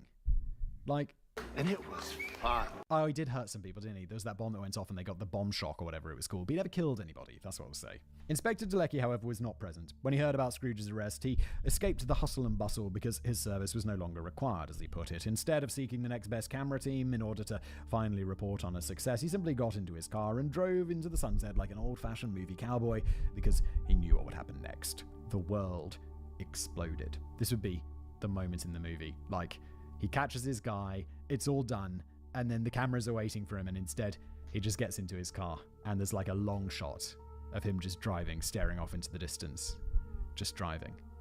And then it fades to black. And then there's, like at the end of every based on a true story movie, there's pictures of the real people, and there's like text saying what happened next. That's where it would end, I reckon. Let Netflix, I could direct that. I couldn't. I know nothing about direction. The media, but that would be a good ending. The media pounced on the arrest with an intensity matching the moon landing. Words cannot describe the metaphorical earthquake that shook the nation. A depressing day for anarchists, one news anchor stated, but also for many good citizens. Their hero, Scrooge McDuck, has been both arrested and demystified. Another channel felt moved to the point of poetry and commented on it like this: "Dear Zeitgeist, you had such a beautiful symbol. Scrooge was a cult figure of all-round displeasure with the authorities. We as a society have constructed him, and we have created him in our own image." On the surface, a random extortionist had been caught that day. But this extortionist represented more than just a series of crimes. He indeed served as a reflection of his time, the essence of a nation in desperate search of an identity. Arno is a symbol for many things, but first and foremost, he embodied the overcoming of the inner German division. By blowing up iron department stores, he spoke from the soul of those who detested Western capitalism, and by humiliating the police, he deeply touched those who had still unresolved scars from the Stasi tyranny. Imagine a lens that concentrated all the pent-up emotions from 40 years of sorrow and yearning for unity. Though Arno had never cared much for politics, he became that lens. People did not see a criminal on their screens. They watched a piece of themselves. A Berlin newspaper captured the sentiment very well by printing a headline both hyperbolic and adequate: "Scrooge McDuck has been arrested for our sins." According to some YouTube comments on my previous episodes, people seem to assume that I'm rather old. Although I do consider myself ready for retirement, the hard evidence on my birth certificate suggests that I've barely turned 30. I also assume, I don't know why, Dennis, I also assumed for some reason you were older than me. And I'm 6 years older than you. Okay. This is important because I don't know why I assumed you were older. Because he's so self-destructive, but he's so brilliant. You just seem smart. Like, for some reason, all smart people have to be older than me. But it does feel that way sometimes, doesn't it? This is important because I have no first-hand experience with the political climate I tried to convey. I've never directly been affected by German division. Thus, the deep emotional tremors these evokes provoked in many are a matter of attempted empathy for me, not personal recollections. Besides, I perceive... That was the guy reading. That was what the guy that made the script said. He is 40. Aldi's in his early, though. Please. Overly nationalistic mindsets as cartography-based esotericism. Therefore, I'm not connected to Germany through strong patriotic feelings. Being randomly born within these borders is not a personal achievement, not a part of my identity. As a result, I guess I feel similar. It's like, you're just born where you're born, aren't you? But it's part of my identity through it's the language that I speak, it's the culture that I was raised in. So in that way, it's part of my identity. It's not a large part of my identity, but it's definitely like being British is a part of who I am, I suppose. I don't take any pride in it. That would be different. From Venezuela! As a result, I really struggle to understand how some people had full-blown mental breakdowns upon Scrooge's downfall, collapsing in front of their TVs as if the world was ending. Then again, I suffered my last mental crisis after learning that Chester Bennington, who had always meant more to me than I could ever rationally explain, had died from depression. So I guess people felt roughly the same about Arno's arrest. I really don't know. Chester Bennington. There's no explanation. No, is this guy so famous that I should know who he is? And, oh my god, he's the first guy to come up under Chester. Chester Bennington. Chazzy Chess. Oh no, I'm on the Czech page. Let me see. Here's the English one. Was an American singer, best known as the lead vocalist of Linkin Park. Oh, I've heard of Linkin Park. I didn't know he died. Oh, Rest in peace. In the days that followed, journalists meticulously dissected every facet of Arno's existence. They sought out interviews with former colleagues, broadcasted exterior shots of his suburban residence, and ushered a parade of so-called criminal profilers onto their news sets, all the while stoking the fires of sensationalism to a fever pitch. Demonstrations of peaceful protest arose at the gates of Plotzensi prison, with citizens insisting on Arno's immediate release. Yet despite these fervent pleas, Arno was not exonerated. Well, not in the conventional sense. You see, the subsequent trial sharply contrasted with the nature of the crimes. It was remarkably uneventful. Evidence was scrutinized, witnesses testified, and legal arrangements volleyed back and forth. It's important to note the stark cultural divergence between Central Europe and the United States regarding judicial proceedings, as they're typically not designed for public amusement among civilized nations. Yeah, American courts are wild, like televised, it's like broadcast in the news, people follow along, there's a big show, people dance in front of a jury. It's great. I'm watching that show, I can't remember the name of it. Is it called Jury Duty? With the guy from James Marsden, the actor James Marsden, who I mostly know from as Spike from Buffy the Vampire Slayer, but he's done loads of other shit. And he's in this show where there's a jury and he's the only, there's everyone's an actor except for this one dude. And I think he thinks he's part of a documentary, but really he's just being set up in this show. It's quite amusing. It's quite amusing. This is great because this way I can summarize the trial within a paragraph rather than sprawling across numerous chapters. But to inject a dash of suspense, Simon, feel free to take a brief pause and try and predict the verdict. It will be revealed in the next sentence. He's got to be guilty, right? I'm guessing guilty, and then a very, very light sentence is my feeling right now. He can't be not guilty. He's admitted to it. Or he's like saying, yeah, he's pleading guilty and he gets a light sentence. Surely he has to serve some time. Surely there's some time being served. Okay, at the trial, Arno was handed a sentence of 7 years and 9 months for aggravated predatory extortion. Okay, that seems reasonable. Surprisingly lenient, isn't it? No, I'd say that's fair. He didn't kill anybody. He intentionally didn't kill anybody. He tried to extort some people for money. I would say that's fairly fair, if not on the higher end of things. Like, this guy didn't hurt anybody. I'm all for people who murder people, like the people we cover on this show. I'm all for throwing them in prison and throwing away the key, to be honest, sometimes. But this seems fair. I mean, I'm probably fine with the punishment for the bombing stuff, but I would have expected 150 additional life sentences for infringing on the copyright of a Disney character. Irrespective of the circumstances, there exists an unequivocal boundary past which the severity of a crime simply cannot be tolerated. I'm looking at the cover of the book, and knowing how litigious Disney is, I'm surprised he got away with this. Like, I know it's obviously a photograph of like a Disney toy, but Disney be like, that's our image. Disney's crazy with this. Oh, it's all in German. I'm like, who's took the photograph on the cover? And it's all in bloody German.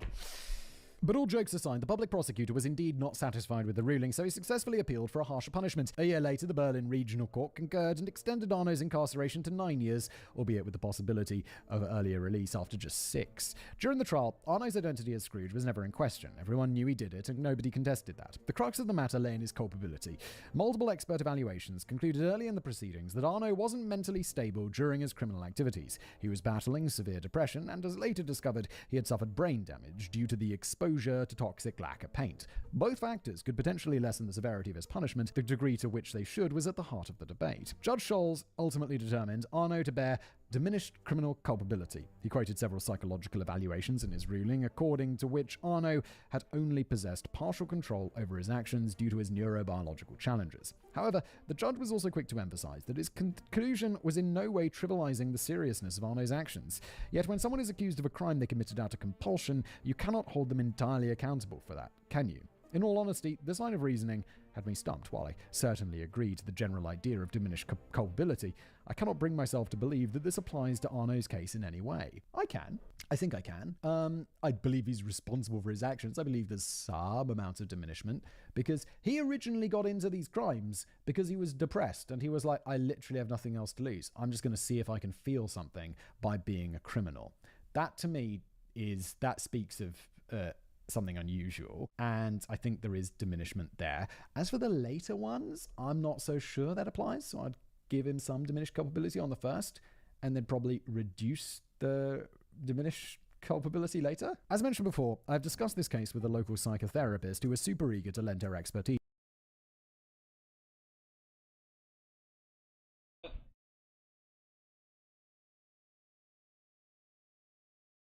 Though she asked me to keep her identity private. I'm not sure if Simon is fully aware of this, but he's quite the household name here in Germany. Is that true? Is that true? So you're going to tell your friends we're famous? That's nice. I mean, I know Germany, you see, like, obviously, my content's in English, so you look at the things. Like, America is by far the largest audience. Hello, Americans. There's so many of you. And then it's UK, Canada, Australia, New Zealand, South Africa. Did I say Australia? Like, the big English-speaking countries. And then Germany. Maybe Germany's above South Africa. There's lots of Germans. But, like, the big English-speaking countries, and then Germany's always up there, which is nice. But it's a small percentage. But that's nice to know. Sometimes I feel like everyone follows at least one or two of his channels, thus being associated with him. It opens quite a lot of doors. Well, brilliant. I honestly did not know that or expect that. That's nice. This has been my experience in past episodes as well, with one notable exception. People were not only willing to help, they've been positively thrilled at the prospect. This is especially true when pronouncing your own name a little bit unclearly, so people assume they're going to be in a video written by Danny. Anyway, she asked me to, once again, make double extra super sure that she's not diagnosing anyone, as this would obviously require a comprehensive assessment on her part. She has never met Arno in her life, so everything below this line is to be considered speculation. She provided me with general knowledge. Projecting it onto Arno is your task, if you should want it. With that out of the way, there are a couple of things to say. First of all, depression is not usually correlated with criminal activities. Depressive disorders may come with a wide range of complex symptoms, but in most cases it entails a debilitating and all-encompassing lack of motivation to do even the most basic things, such as eating, working, or simply getting out of bed. Arno, in my personal opinion, was likely the most motivated person imaginable. The sheer amount of long-term planning, researching, and self-optimizing is essentially the opposite of the archetypal depressed person. This, of course, does not imply that Arno was not very seriously depressed. He certainly was. Any mental condition can manifest in a vast variety of ways, so a highly motivated depressed person is entirely within the realm of possibilities. But to say that the depression directly contributed to his criminal career does seem like a bit of a stretch to me. This is a psychiatrist, I don't know, it doesn't matter, an expert saying this. So obviously I'm wrong. But it did seem like it kind of kicked it off. He was so depressed, he was like, I've got nothing else to live for, so I might as well give crime a crack. Like, that does seem to be the instigating event, is his depression. There are mental disorders that can act as a catalyst for criminal activities, such as antisocial personality disorder or narcissism. However, none of these have ever been suspected in Arno's case. And if you want to, maybe, but...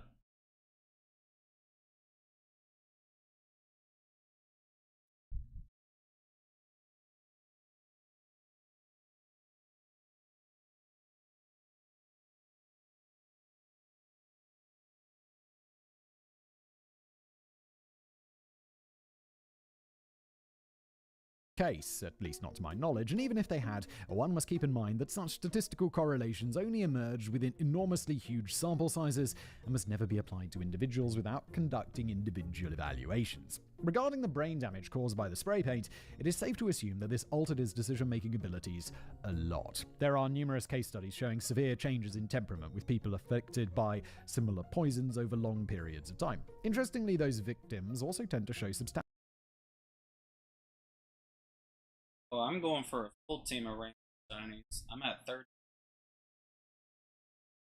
decline in intellectual ability, yet Arno managed to become the jigsaw of money transfer mechanisms while outwitting several thousand police officers for years. As a matter of fact, Arno had been subjected to an IQ test during the trial with a result of 145, which is very high. That places him in the top 0.15% of the general population. One could only wonder what score he would have achieved if the brain damage had never occurred. As a reminder, just to make extra triple ultra mega sure, we're still only speculating here, but in my personal opinion, I'm still not entirely convinced. Somebody who could build bombs and multi-layered trap devices should also be able to conclude that it is ethically wrong to do so. And as a matter of fact, Arno did know he was doing wrong. He told us in his autobiography, remember. Taking his own words seriously, he was permanently plagued by a guilty conscience and ethical qualms. By presenting himself in a sensible, self-conscious light, he somehow refuted his own legal defense strategy. Then again, isn't Arno the epitome of inner contradictions in general? Yes, indeed.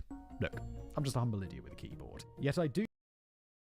They've already started going back out. A couple of the whatever huge is the called.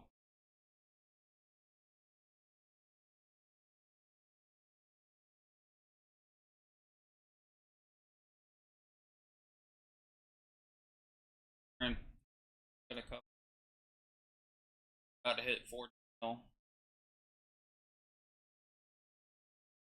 I do feel like Arno was very aware of everything he did, and his actions felt very controlled. In a way, this must be considered a noble trait. I cannot recall any other true crime story with this amount of consideration on the culprit's part. Yeah, self-ownership is fairly rare in these stories. It's always someone else's fault. But at the same time, it is challenging for me to reconcile this image with the depiction of an unhinged maniac so bereft of control over his actions that one could absolve him of personal accountability. For me, these ideas simply do not harmonize. And I agree. I just don't think it's a black and white question of yes or no. I think it's grey, and I think to some degree, I don't really know.